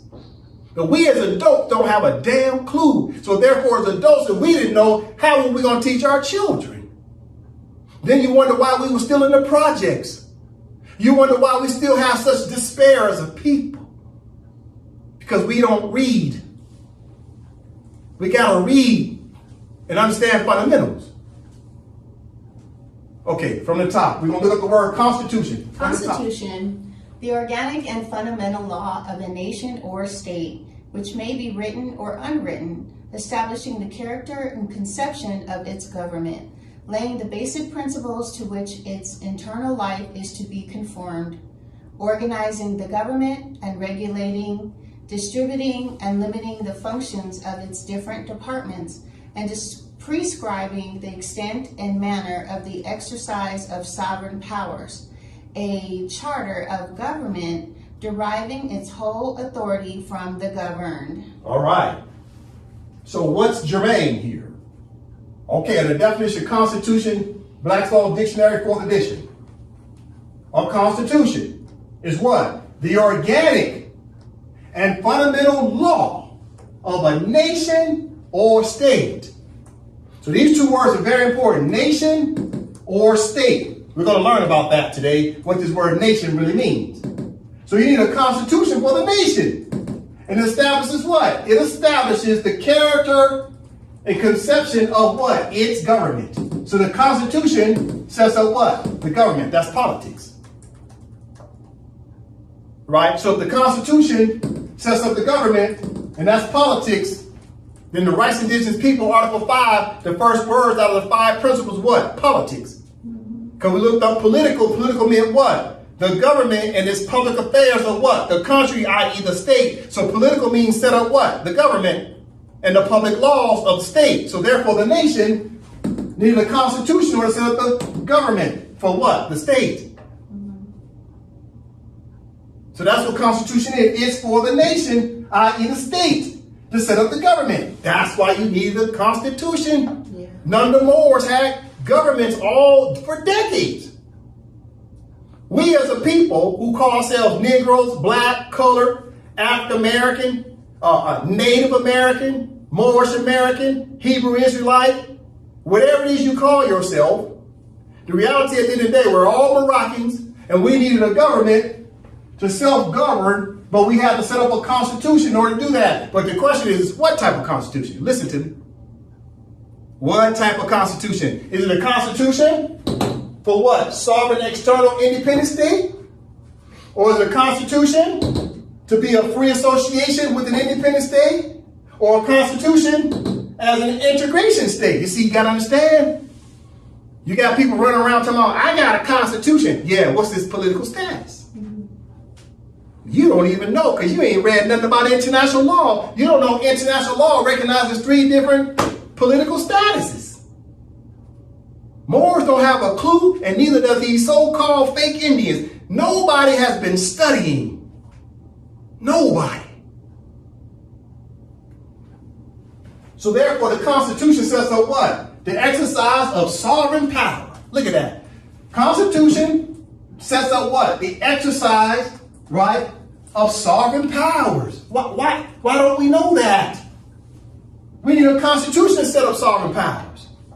Moors run around here talking about, I'm sovereign all by myself. Where the hell is the Constitution? Where's the government? 3 branches of government. Who's the head of state? Who's the head of government? Who oversees the legislative branch? Who are the judges? Is your Constitution defining the territory that you're in? Do you have the ability to enter into relations with other states? The answer is no. Did you deposit your Constitution with the United Nations in accordance to Article 102 of the Charter? No. Our people just don't do, all we do is what? March and pray. No justice No peace. We just march and pray. Or we send some fake affidavits from the Moorish Science Temple, or some fake affidavits from the civic Moors talking about, oh, I'm just giving you notice. You don't know what the hell you're talking about. We got to admit, we didn't know what we was talking about as Moors. We didn't know what we was talking about as black people. We have totally been miseducated and misled by our leaders. 99% of our people are what? Misled, miseducated, and uninformed. 99% of copper-colored people, melanated people, carbonated people are what? Uninformed. And we run around here with our ignorance and our arrogance. It's a mixture of ignorance and arrogance that's on display. We didn't know nothing about law. Moors run around here with their fezzes on, talking about, yeah, I'm jurist. And I understand jurisprudence. Then you try to say, well, what's your nationality? I'm Moorish American. Can you show me that in the dictionary? They can't even show you Moorish American in the dictionary. They didn't even know Moorish American was an adjective. But they turn around and tell you they know about law and they can't even find Moorish American in the dictionary. It's not even defined. It's not even defined. This is sad. At the end of the day, we got to study law. We've got our ignorance on display when we don't study. And we keep blaming who for all our problems? The white man. We keep blaming the white man for all our problems. And the reality is we don't study what our rights are. We already have certain rights of international law to emerge as a sovereign independent state to govern over our own affairs as a community of people. But we never knew what to do regarding what? Procedural law. We didn't understand the boxes. So we just marched and prayed and sent fictitious documents to the United States, blaming them for all our problems. The colonists only half the problem. The rest was on us. It's self-inflicted. We never studied. I'm reading things out loud that gave us rights. We never knew about it. Why not? Because the leaders blocked it. They distracted us. We thought they were looking out for us. They were not. They were taking the payoff to distract us. That time's coming to an end. Listen, let's look up the definition of emperor. All right. Why are we looking at the definition of emperor? It's very important because we're talking the Constitution of the Empire of Morocco has a Sultan. Who's the Sultan? Okay, listen. Who's the Sultan? Here he is. The Sultan-elect in May of 2024 is Abdul Smith Al-Kabir, right? For what? The Empire of Morocco. So Abdul Smith Al-Kabir has been elected Sultan by the people on May 12, 2024. What people? Moroccan people. They pledged their allegiance to a Moroccan state. So the Sultan is the emperor.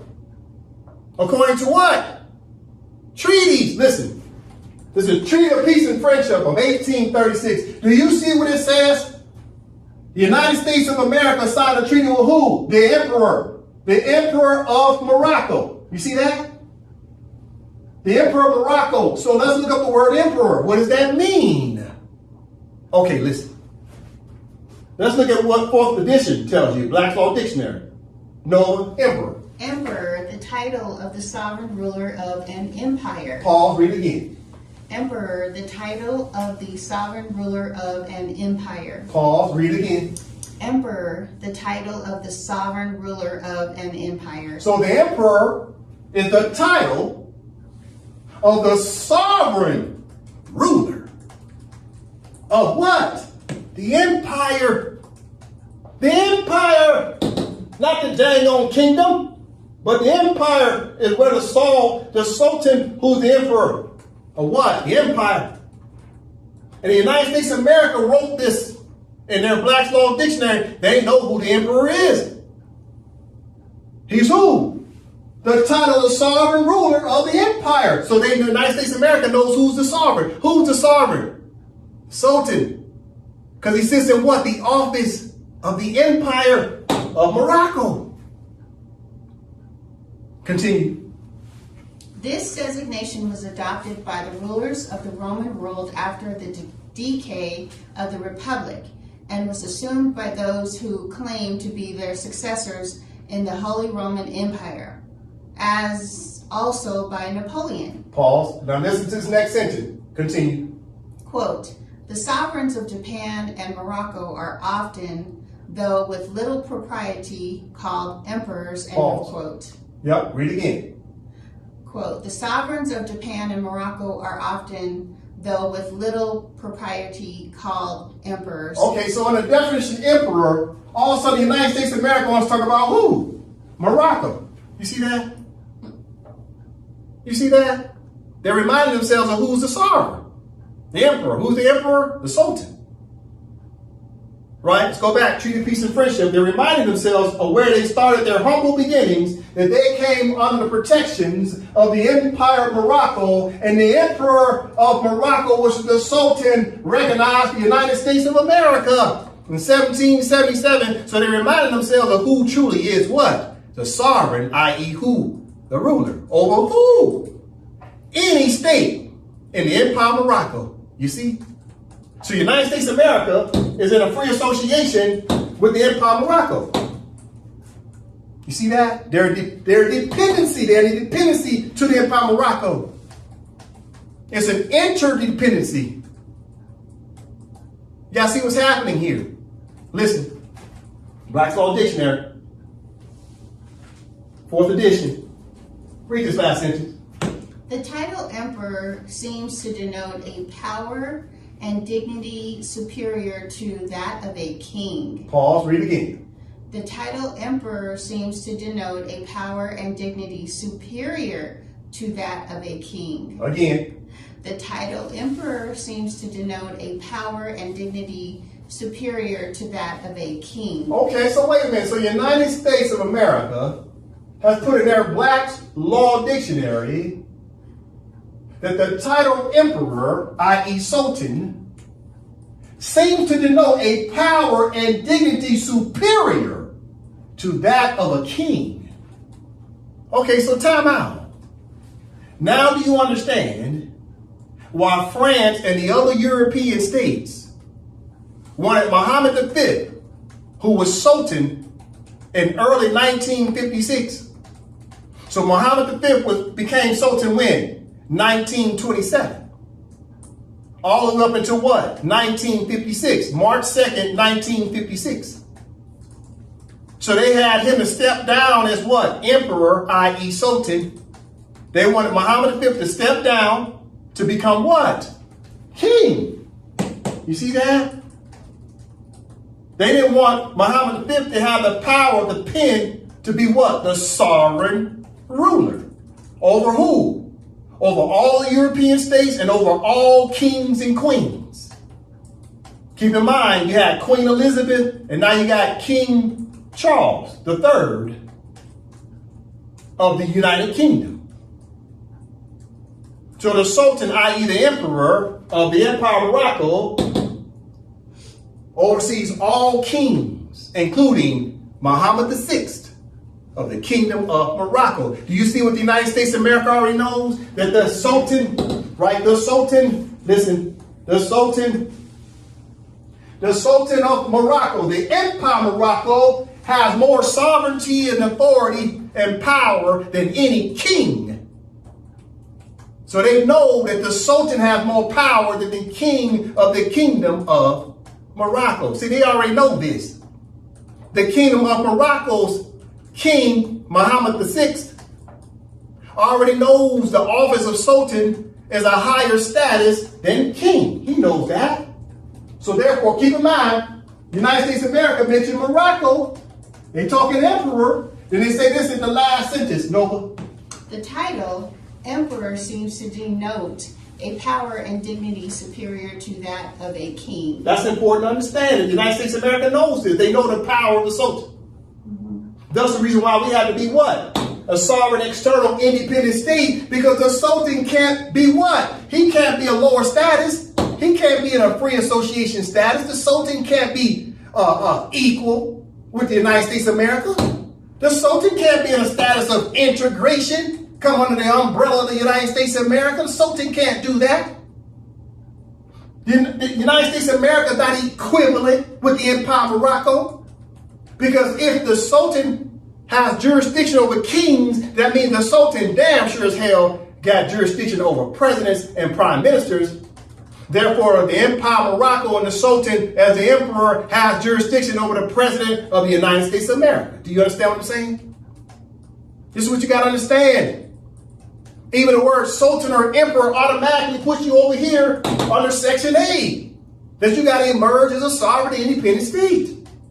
Now, if you go back and ask the grand sheiks of the Moorish Science Temple of America, and their question, their one-on-one questions, question number 34 says what? What is the title of the ruler of Morocco? What's the answer? Sultan. But they haven't been a sultan since 1956. So who's the ruler then? Moorish Science Temple. If there ain't no dang on sultan, there's no ruler. But now it is. Who's the ruler now of the Empire of Morocco? Okay, there he is. Abdul Smith Al-Kabir is the Sultan elect in the year 2024, May 2024.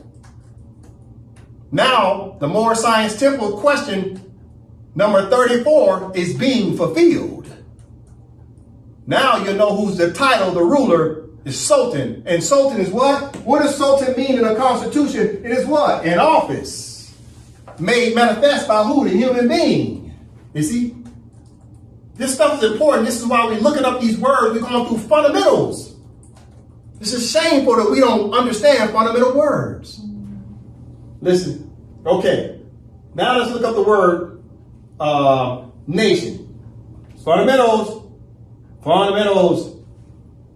We got to go back and read words. We got to learn how to read again. Okay, Nova? Nation. Nation, a people or aggregation of men existing in the form of an organized jural society, usually inhabiting a distinct portion of the earth, speaking the same language, using the same customs, possessing historic continuity, and distinguished from other like groups. Pause. Read again. Nation, a people or aggregation of men existing in the form of an organized jural society, usually inhabiting a distinct portion of the earth, speaking the same language, using the same customs, possessing historic continuity, and distinguished from other like groups. Pause. So that's the definition of nation. Doesn't that sound familiar? What we got to put our think hat on, right? Think cap. When you read these words, the words must become organic to you. When you read these words, what does it sound like? This is when I tell Moors, we got to learn how to read. What does read means? To comprehend, to use what? Forensics. So when you see these words are very familiar to another treaty. What's the name of the treaty that these words are familiar to? Let's read it again, Nova. Read it again. Nation, a people or aggregation of men existing in the form of an organized jural society, usually inhabiting a distinct portion of the earth, speaking the same language, using the same customs, possessing historic continuity, and distinguished from other like groups. Pause. Okay. What's a treaty that has these same words? Okay. Here we go. The Montevideo Convention on the Rights and Duties of States of 1933. The Montevideo Convention, i.e. a treaty. You go down to what? Article 1. Listen. Article 1 gave you the answers to the test. Gave Moors the answer to the test in 1933. But the Moors in 1933 too busy talking about the Coinage Act. They too busy studying the United States municipal law. They ain't studying international law. Wasting their time worrying about what the United States is doing to implode the United States. You don't worry about what the United States is doing. You worry about what your state was supposed to do. Where's your state at, Moors? You got to understand you've been distracted by your leaders. Listen. So Article 1, Nova. Article 1. The state as a person of international law should possess the following qualifications. A permanent population. B, a defined territory. C, a government. And D, capacity to enter into relations with the other states. Okay. So, from the top, read again. No. Article 1.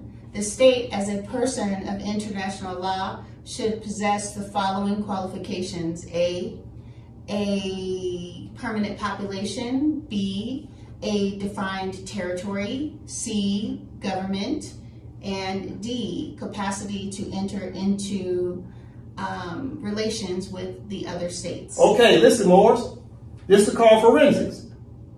This Article 1 is the same thing that the Black's Law Dictionary is saying under the definition of nation. Do you see it? Mm-hmm. Now listen, let's go back to the Treaty of Montevideo, 1933. Now most people, I say, okay, Article 1 has how many points of interest? Most people say, what? 4. They say A, right? B, C, and D. That's the Article 1 has 4 points of interest. But that's not true. It has 5 points of interest. What's the 5th point of interest? The state. You see that? I got it in green. It says the state as a person. That's the first interest that you should understand when you're reading, not skimming. You must use forensics. The words must become organic to you. We must become grand masters at reading again. Reading what? Law. So the first word up here says the state as a person. So the first thing they're telling you is this is about who? The state as a legal personality. So the state must do what? Watch what it says next. The state as a person of international law. So it's telling you right then and there what's the jurisdiction? International law. Then it says next what? Should possess the following qualifications. So it says should possess the following qualification. What should possess? Who should possess? That's the question. Who's possessing these qualifications? The state.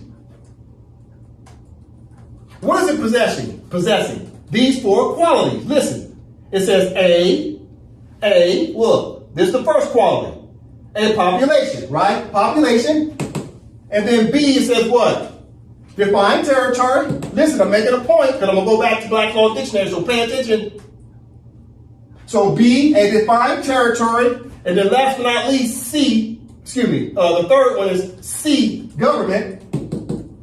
And D says what? Capacity to do what? Enter into relations, right? Relations with who? Other states. So it's a state on state relations. You see that? So let's go back to Black's Law Dictionary. Now you're going to see it. Okay? So nation, it says what? A people. So in the Montevideo Treaty of 1933, it says what? What was the first thing it said out of 5 points of interest? It said a state is the person. So who's the nation? The state.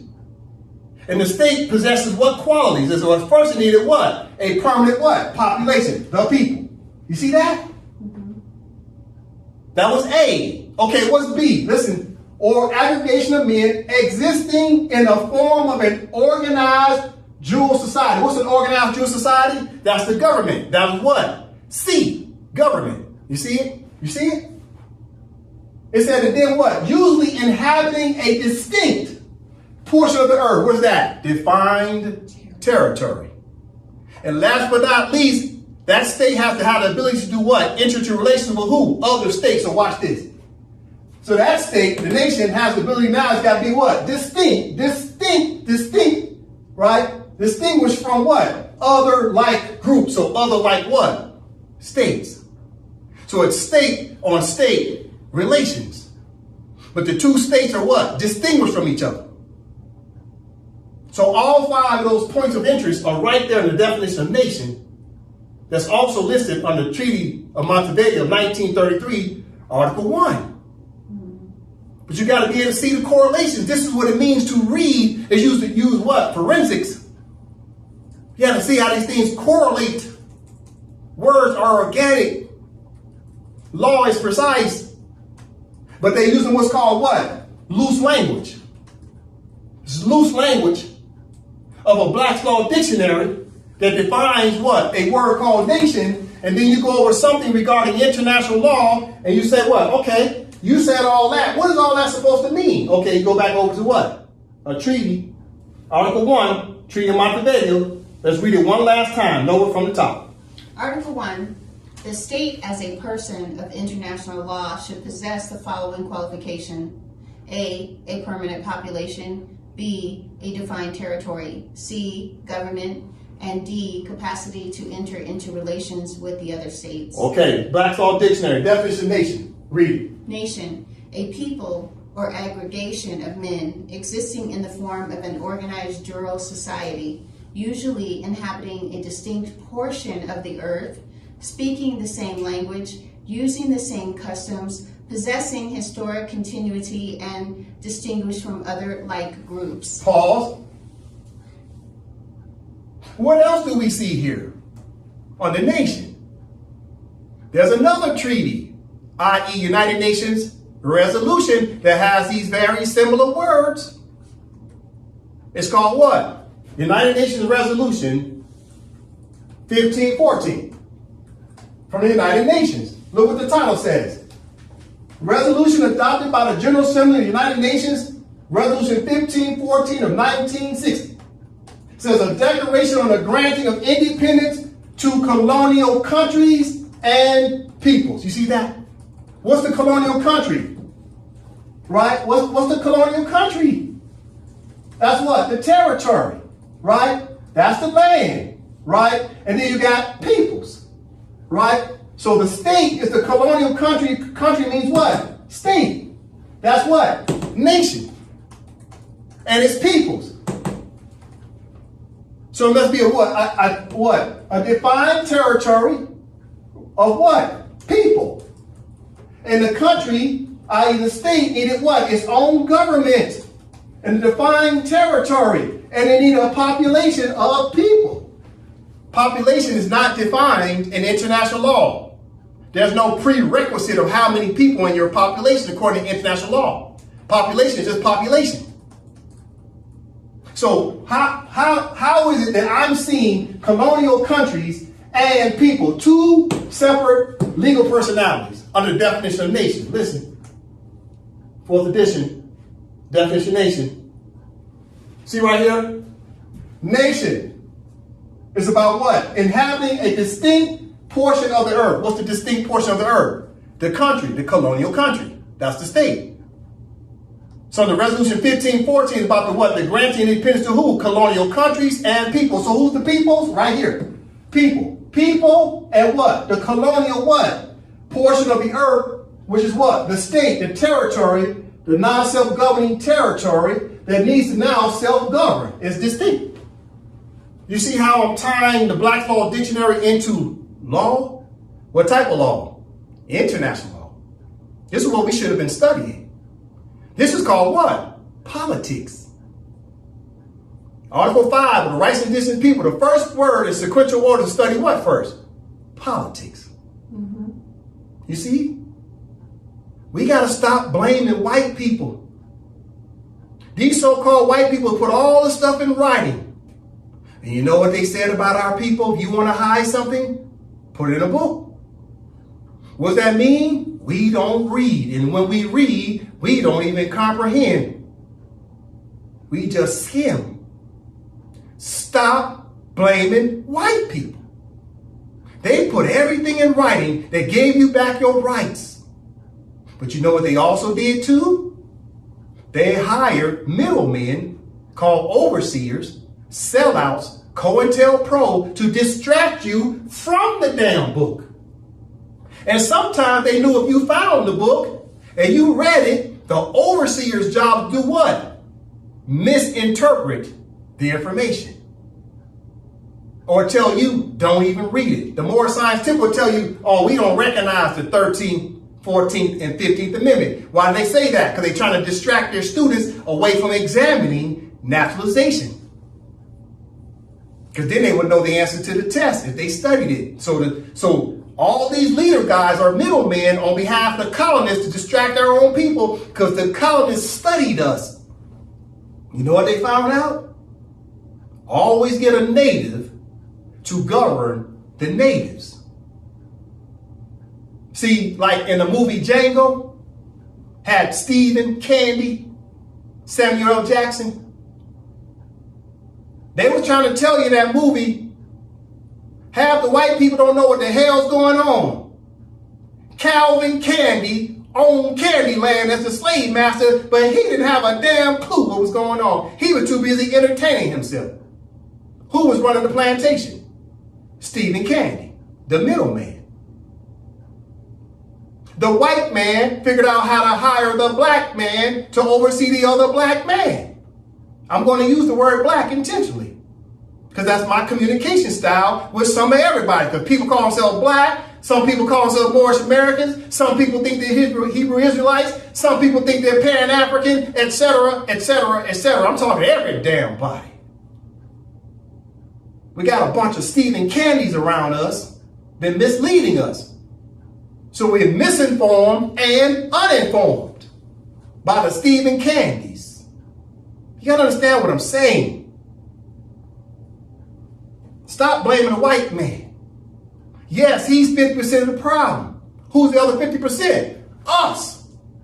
It's the overseer, and we gotta take responsibility and accountability individually. To say, I didn't do the research. We need to all look in the mirror and say, you know what? You need to look in the mirror and say, mirror, I didn't do the research. Look in the mirror and say, I didn't study international law. I didn't do it. Stop blaming the white man. Stop blaming Stephen Candy. You need to blame your damn self. You know how I can sit here and say it? Because I'm taking accountability of myself. I took the time to go back and study. I did that. I have no mentor. I have to study all by myself. Now I can start seeing the truth. As soon as I knew the truth, I shared it with all my people.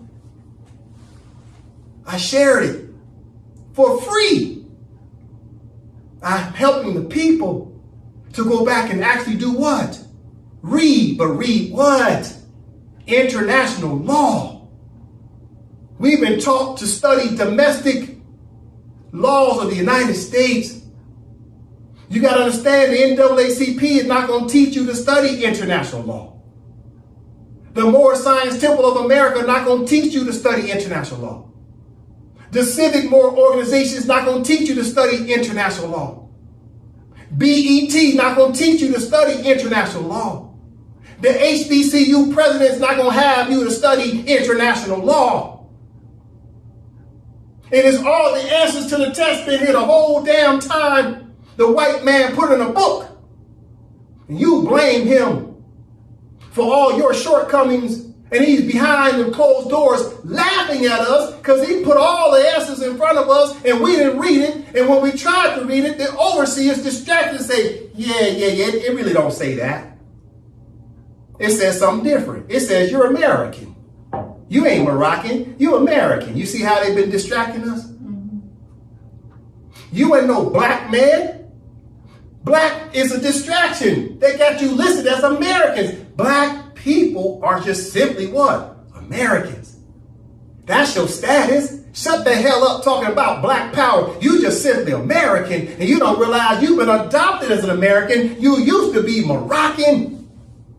And your overseer's not going to tell you that. The white man learned to put a native in charge of the native, and the middleman lies to his own people just to get some crumbs from the white man. You got to understand what's happening. At the end of the day, we got to blame ourselves as a community. What is a nation? We're going to get through this. Let's continue. So a nation, right, is about living under what? One constitution, right? So Nova right here, living what? Living under the same government and sovereignty. So nation is about living under the same government and same sovereignty, because what is sovereignty? The state. And the state vests that power to what? A constitution. And the constitution sets up what?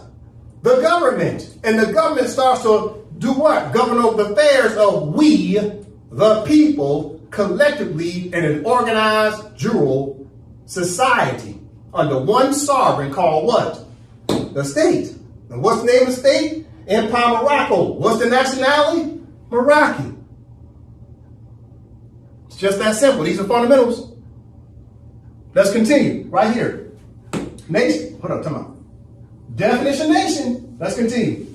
Besides the element of autonomy or self-government that is the independence of the community as a whole from the interference of any foreign power in its affairs or any subjection to such power. It is further necessary to the constitution of a nation that it should be an organized dual society. Okay, read that again. The nation, what it is? It is further necessary to the constitution of a nation that it should be an organized dual society. So the constitution sets up what? Sets up what? The organized dual society. Through what? The government. The Moors, in the absence of a constitution, they had a government that could have set up laws and principles for all of us to abide by. Listen.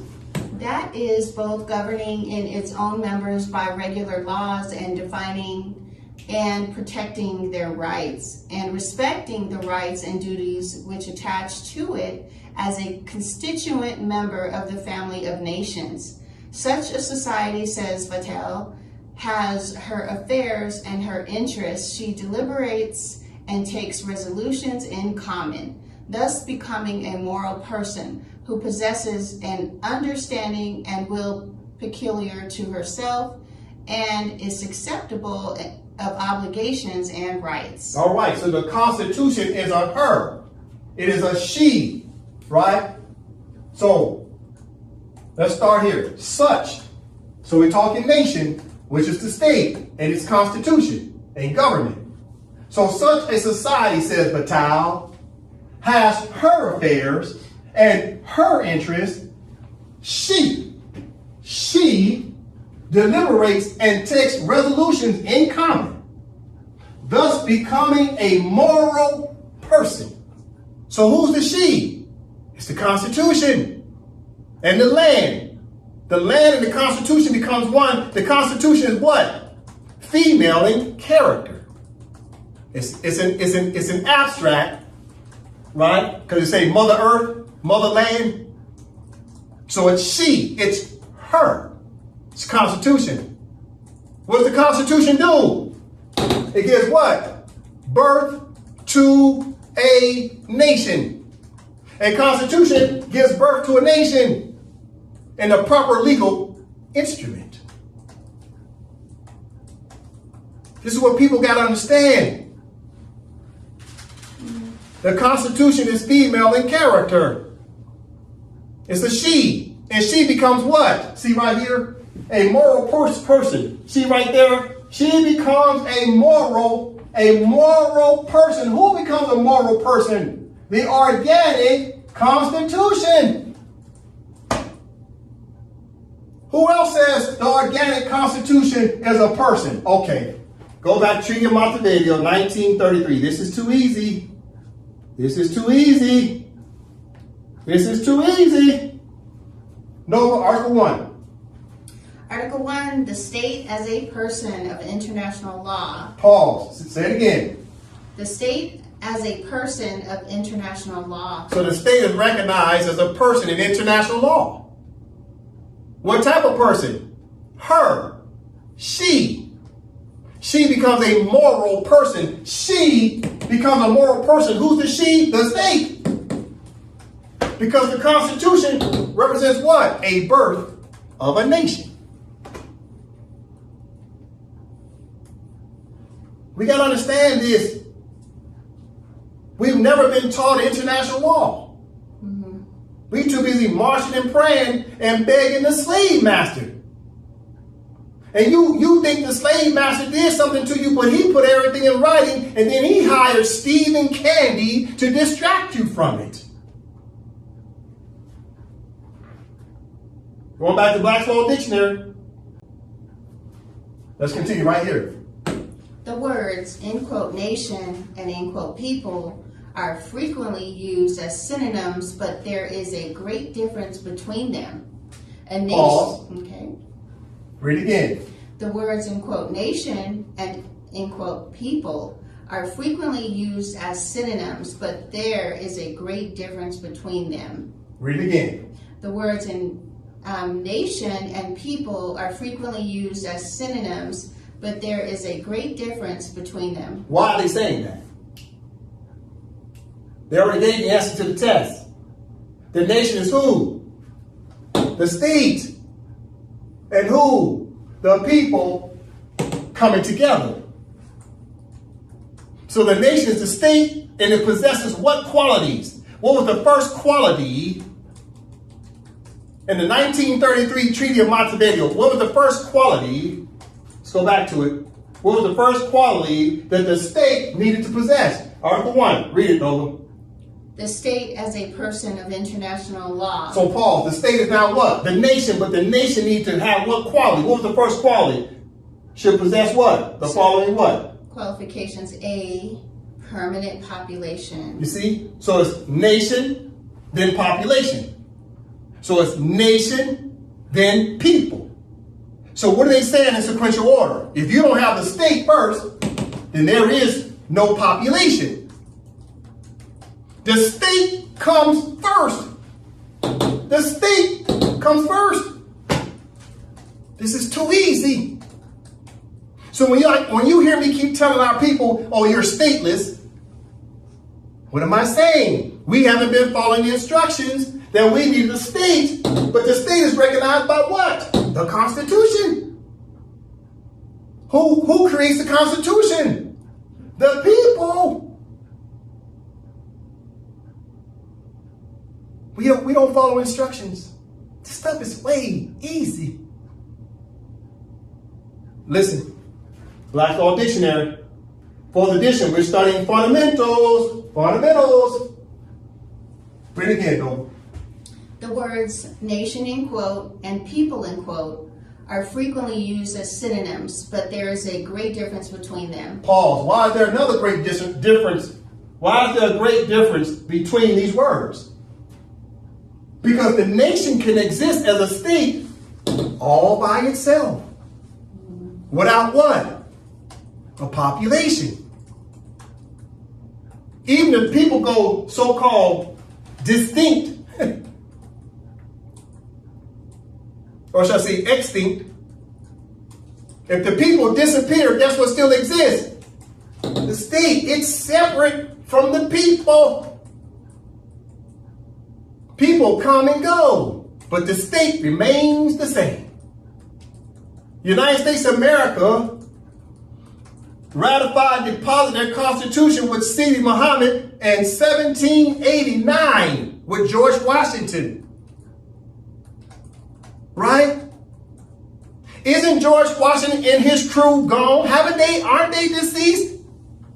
So the first population of the United States of America of 1789, that population is what? Gone. But yet the United States of America as a state still what? Exists. And it just has a brand new what? Population. Descendants of people, but the state still exists. Under what? Constitution. This is what we never understood as a people.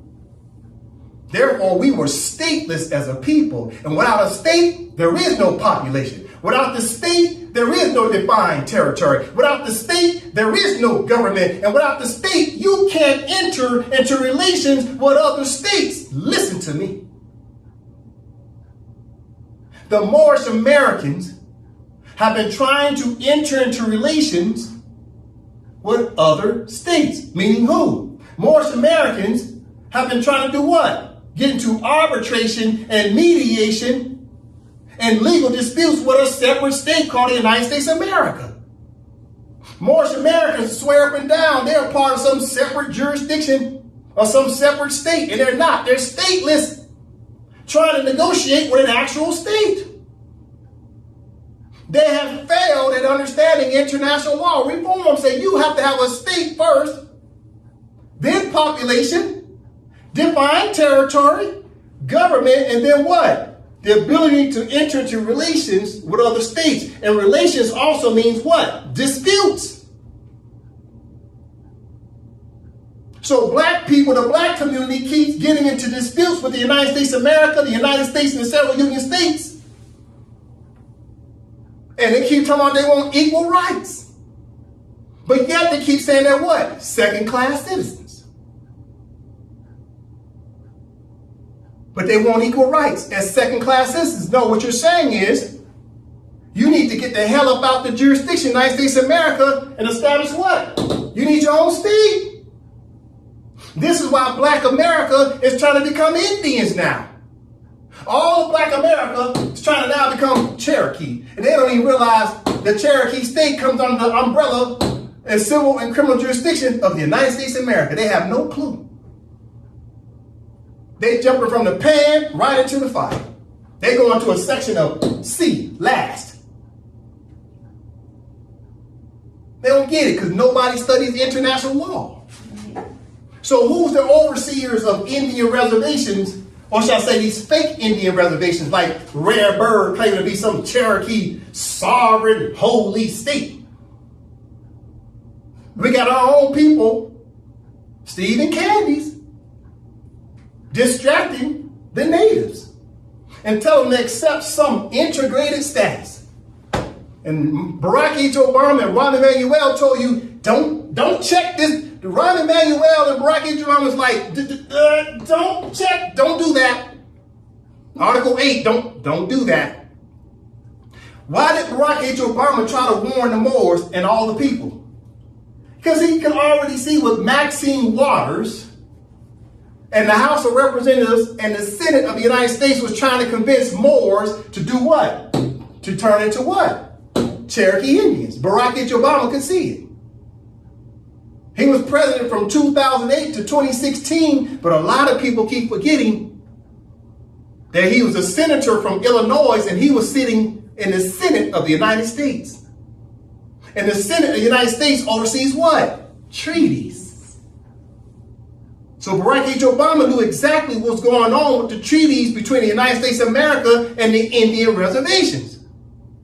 He could see clearly that the Senate and the House of Representatives was trying to get Moors to claim that they were Indians, and Barack Obama knew that was a lie. And guess what? Maxine Waters and Rare Bird and Dane Calloway and Top Cats and Young Elder, Rod Hayes, all of them trying to tell you to be Indian. And the rights and indigenous people say, you should be trying to look at some integration status. Article 8, Section 2, Clause what? D. Says no forced integration. The rights and indigenous people trying to tell indigenous people don't accept integration. And Rare Bird is teaching everybody to accept what? Integration. Rod Hayes, Rare Bird, Dane Calloway, Top Cat, Young Elder, anybody telling you that you're Indian wants you in this status, and Barack Obama was trying to warn everybody, don't do it. Why do you think he signed the rights of indigenous people in 2010? You think he wanted to see the people go into some integration status when he knew Article 8 of the rights of indigenous people say, don't go into integration? Listen to what I'm saying. These are facts. People don't study. Then they turn around and blame the white man. And the black man, they call Barack Obama the black man, or he first black president. Well, the first black president told you don't accept integration. And you're still freaking doing it.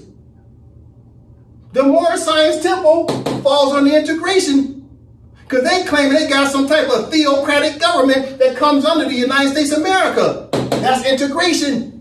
Barack H. Obama was the senator of Illinois. He knew the Moorish Science Temple had sold out under some integration status.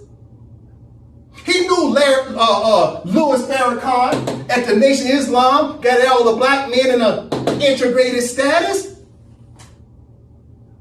Louis Farrakhan's church is located where? Chicago, Illinois, right where Barack H. Obama was as a senator of Illinois.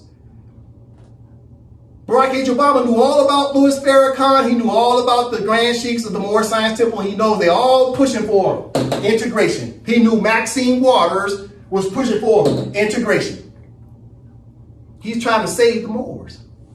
Barack H. Obama and Rahm Emanuel of Illinois was doing it too. They're trying to save the Moors. And you know what the Moors do? The only thing they read is Article 6 of the rights of indigenous people. Oh yeah, man, see, Article 6 says we got a right to a nationality. They didn't even read the first 5 articles. They didn't even see the word state. States got to work in what? Conjunction. So what does that mean? 2 states have to work in what? Conjunction. 2 states, not one, not just the United States of America, but where's the state for the Moors? How can you work in conjunction if there's no state for the Moors? That's not in conjunction. This is too easy. Listen, from here, no, we're going to get through this. The words in quote nation and in quote people are frequently used as synonyms, but there is a great difference between them. A nation is an aggregation of men speaking the same language, having the same customs, and endowed with certain moral qualities which distinguish them from other groups of a like nature. It would follow from this definition that a nation is destined to form only one state and that its constituents are indivisible whole. Pause, read that again. It would follow from this definition that a nation is destined to form only one state. Pause, read again. It would follow from this definition that a nation is destined to form only one state. So a nation is a state. But what establishes a state? Constitution. What else is the other qualities of a state? Article 1 of the Treaty of Montevideo 1933 said a state is a person in international law and it possesses what qualities? It had 4 qualities. What was it? Population, right? Territory, defined territory, government, and then what? The ability to enter into relations with other states. So it's what? A state on state relations. So how the hell is the United States of America supposed to help the Moors if the Moors are stateless? If you're stateless, you can't get into what? Diplomatic relations. There can be no conjunction. There's no relations. The United States of America is a state. Where's the state for the Moors? We were stateless as a people. Therefore, we became what? Adopted and naturalized under what? The jurisdiction of the United States of America. We're supposed to decolonize and go back into what? A state status. State. But where is it? The Moors didn't have no state for decades. Run around talking about the white man's a criminal, the white man's the devil. That's BS. You need to blame this on yourself and blame it on Stephen Candy. All of our overseers, leaders in our communities are full of crap. And we got to take some onus as a people individually as well, because we didn't do the research, too busy being in fellowship and worship of our leaders who didn't know what the hell they was talking about, or they're treasonous because they did know and they distracted us. Definition of nation, right here. All men living under the same government compose the people of the state. In relation to the state, the citizens constitute the people. Pause, read it again. All men living under the same government compose the people of the state. In relation to the state, the citizens constitute the people. Pause, okay. So the state and the people come together as one under one constitution and then are governed by what? The government itself. But there's also internal states. Listen, Right here. Nevertheless, Nevertheless, the history of every age presents us with nations divided into several states. read again. Nevertheless, the history of every age presents us with nations divided into several states. So a nation, the national state, is divided into what? Internal states. You see? The United States of America is broke down into 50 plus states. Internal states. So the national state, which is the parent state, is broke down into smaller parts called internal states that oversee what? Territorial districts, like a puzzle, big giant puzzle comes together. Right? So it says, nevertheless, we're talking nation, nevertheless, the history of every age presents us with nations divided into several states. So the Empire of Morocco will be divided into what? Several internal states. The United States of America is divided into what? Several internal states. You see that? They've been following instructions. The United States of America follows instructions. What have the Moors done? Marching and praying, sending written affidavits with their fake nationality cards that they got from Army Bay Publications e-commerce website. They walking around with a nationality card from Moor Science Temple of America, and the Moor Science Temple of America tell you they're a religious corporation. They got some fake nationality card from something called the MAC, the Moorish American Consulate, as if the Moors got a consulate. They don't even know what a consulate means. Consulate is what? An extension of the government. A consulate is listed what? Abroad. Consulate is an extension of the government and the state. So how the hell you gonna have a consulate and you ain't got no state and you don't have no national constitution of the state? You have no government, but you claim you got a consulate. The state constitution, the government is like the hub. A consulate is like a spoke that's abroad. A consulate is in Mexico. A consulate is in Colombia. A consulate is in Jamaica. A consulate is over in Russia. You got to understand what I'm saying. The Moors talking about, oh, we got consulates. You got consulates in your own state? You sound ignorant. The United States of America don't have their own consulates in the United States of America's jurisdiction. They got consulates abroad. Why? Because the United States of America is a state, and it has what? A constitution and government. What the Moors had. They didn't have none of the above, but yet they say they had consulates. Pure fraud. And Light Bay is the main one pushing this consulate crap, and all the Moors are going straight to jail. This is sad. We've been miseducated. Right here, a free nation. A free nation is one not subject to a foreign government, whatever be the constitution of the state. Pause. Read again. A free nation is one not subject to a foreign government, whatever be the constitution of the state. Read again. A free nation is one not subject to a foreign government, whatever be the constitution of the state. So all the Moors say, oh, we're not citizens of the United States of America. Okay, where's your constitution of your state? Where's your government? What's the nationality of the people? Because it ain't Moorish American, because you're still saying you're American, which means you're still a citizen of the United States of America. So therefore, you're not separate and distinct. I'm pointing out our mistakes as a people. Okay.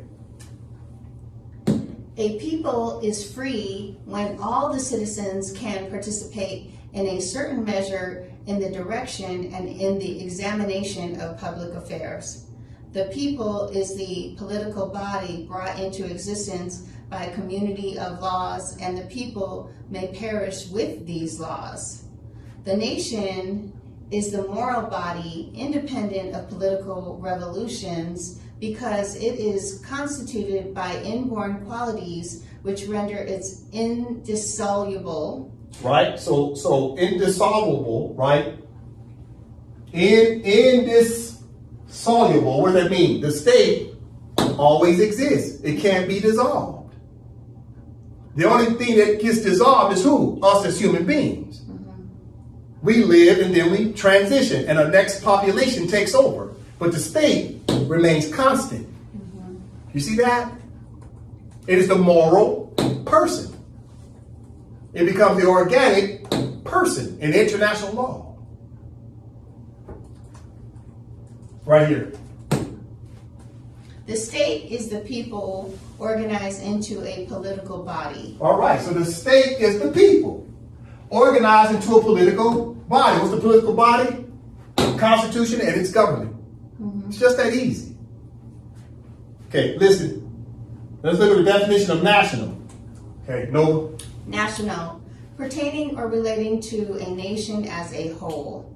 Commonly applied in American law to institutions, laws, or affairs of the United States or its government, as opposed to those of the several states. Okay, so read the highlighted areas again. Pertaining or relating to a nation as a whole, as opposed to those of the several states. So the national is the national parent state. Listen, the national parent state pertaining or relating to a nation as a whole. What's the whole? The parent state. That's the umbrella. That's the national standing of the people. Everybody come under the protection of the Constitution, of the national Constitution, and not under the protections of the internal state. The internal state comes under the protection of the national state. I'm going to read it again. National. National, pertaining or relating to a nation as a whole, as opposed to those of the several states. You see that? So the several states, the internal states, is not the national state. But all the national states come under the whole. They come together as one under what? The Empire of Morocco National Constitution. Right? So the internal states are what? United under what? The National Constitution. Okay, let's go back to my diagram. The diagram. Okay. So in the diagram, okay, it says the Empire of Morocco is the external sovereign independent state. Right? That's a jurisdiction. That's the whole nation. That's the nation. That's the national. And then down here at the bottom, right? Down here at the bottom is the internal states. The United States of Morocco, which is all the internal states come to several states coming together to make a whole underneath the parent national constitution. So these are the several states come together under the whole as a nation of the Empire of Morocco Constitution. You see that? So going back to the definition. So national, pertaining or relating to a nation as a whole. So the whole is the Empire of Morocco Constitution. That's the whole. Everybody comes under its umbrella. As opposed to those of the several states, it opposes it. Why? Because the several states is not the national state. The national state, Empire of Morocco. It's just that easy. See, we're learning fundamentals. You see? Okay. Let's look up another word. Okay. National government. Nova. National government. The government of a whole nation, as distinguished from that of a local or territorial division of the nation, and also as distinguished from that of a league of confederation. Okay, read it again. National government. The government of a whole nation, as distinguished from that of a local or territorial division of the nation. Pause. Read it again. National government. The government of a whole nation, as distinguished from that of a local or territorial division of the nation. Pause. So the national government is the government of the whole nation. That's the Empire of Morocco. That's the national government. Distinguished from what? The territorial district. You see that? So right here, the definition of national government, Empire of Morocco, and its constitution and government says the government of the whole nation of the Empire of Morocco, as distinguished from that of a local or territorial division. You see that? Territorial division or territorial district. That's what? Internal states. AMPAC, as an example, is an internal state. Therefore, AMPAC is overseeing what? A territorial district or division. You see? This is important. Right here. in quotes. A national government is a government of the people of a single state or nation, united as a community by what is termed the social compact, and possessing complete and perfect supremacy over persons and things, so far as they can be made the lawful objects in civil government. Pause, read again. A national government is a government of the people of a single state or nation, united as community by what is termed the social impact, and possessing complete and perfect supremacy over persons and things. So therefore the nation, the national government, right, has supremacy over persons and things. So the national government, right, the national government of the Constitution has supremacy as the government over all things. You see, this is what we never understood. The Moors had to come together as a whole. We all been what? Fractionalized as individual Moors. And we was told to stand on our square all by ourselves. Okay, let's look at the chessboard. The chessboard is supposed to represent two states going at each other. The white pieces of state, the black pieces of state. It's a state on state dispute. But what were the Moors taught? What were black people taught? We were taught to go at the United States of America. Let's say the United States of America, the black pieces in this equation. All the Moors have been taught as this itty bitty pawn, all by themselves, to go up against the United States of America as a state. So, if this is the state for Moors, but yet it don't exist because the Moors been stateless, and they've been sitting there all by themselves because everybody done punked them, Cujo ill, all these fools out here say, man, you gotta stand on your square all by yourself. And everybody's freaking stateless going up against a state, so what's happening? Look. That's you. All by your damn self. The foolishness. You've been told to stand on your square by yourself. You freaking stateless. Going up against a damn state. Acting like you a state all by yourself. So they call you what? Sovereign citizen. Because you acting like you a state going up against another state. Because you think you all by yourself. You've been taught that you're sovereign. You're divine. You don't need no government. You don't need no constitution. You don't need no organized dual society. You can do every damn thing by yourself. And then they pump you to go out there all by yourself. You know why they keep trying to tell you to go out there by yourself? Because they hustled you and stole your money. And they disappeared. Soon as they got your money, they told you, going out there and fight the white man all by yourself because you're a sovereign citizen. You sovereign all by yourself. What does sovereign mean? The state, the nation, the people, and the state. Constitution of the executive branch, legislative branch, judicial branch, all rolled up in one. And you say that's you all by yourself. That's you all by yourself. Sovereign citizen. Standing on your square. The foolishness. We've been hoodwinked, bamboozled, and led astray by these thieving candies. They've distracted us. The white man put everything in writing of what we needed to do. You know why? Because he himself is following instructions so he can learn how to get along with who? Other states. They had to come up with what? Rules of engagement. And the black man the whole time had a right to read the same instructions. But Stephen Candies of the world been distracting us and telling us to get out there all by yourself. Stateless. But told you was the state.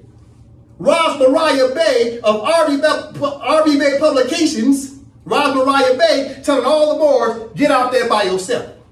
She'd take your money and disappear. Cujo Ill will tell you to get out there by yourself. After he take your money, he gonna disappear.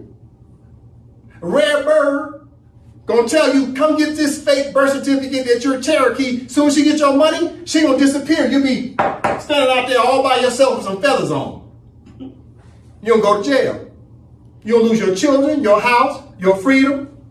You gonna lose your child. That's gonna be the worst part. That's gonna hurt more than anything. These sisters are lying to other sisters. I'm trying to help. I know I can appear condescending, but I'm trying to shake you by your shoulders and try to knock some sense into your head.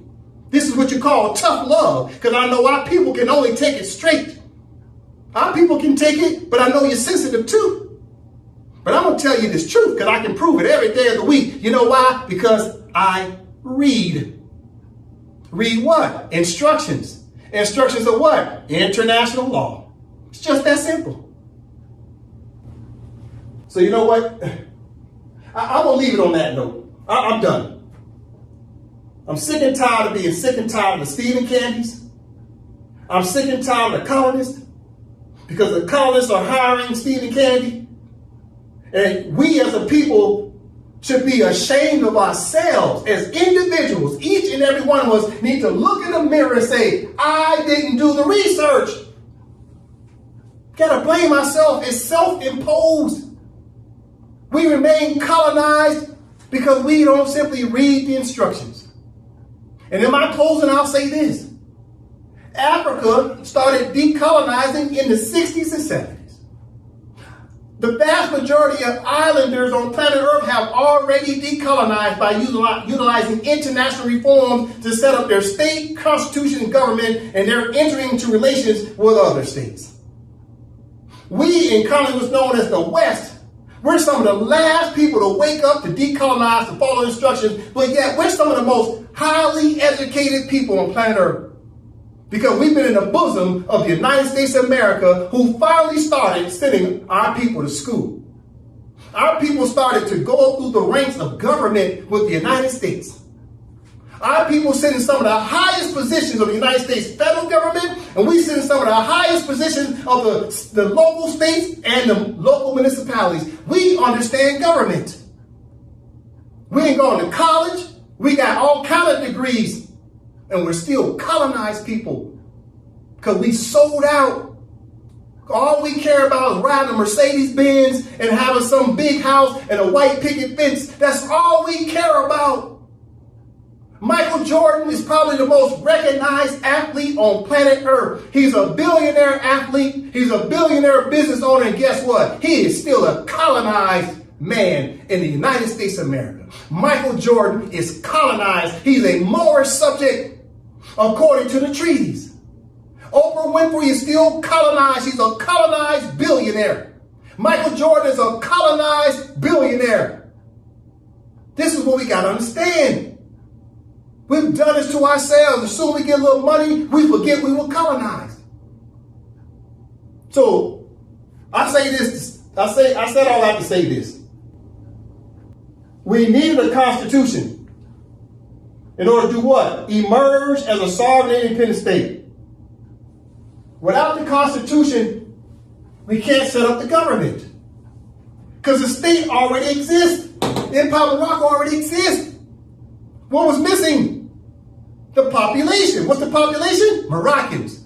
What do Moroccans need? A government. That gives you the ability to enter into relations with other states. Until then, you're what? Stateless. And still naturalized and colonized.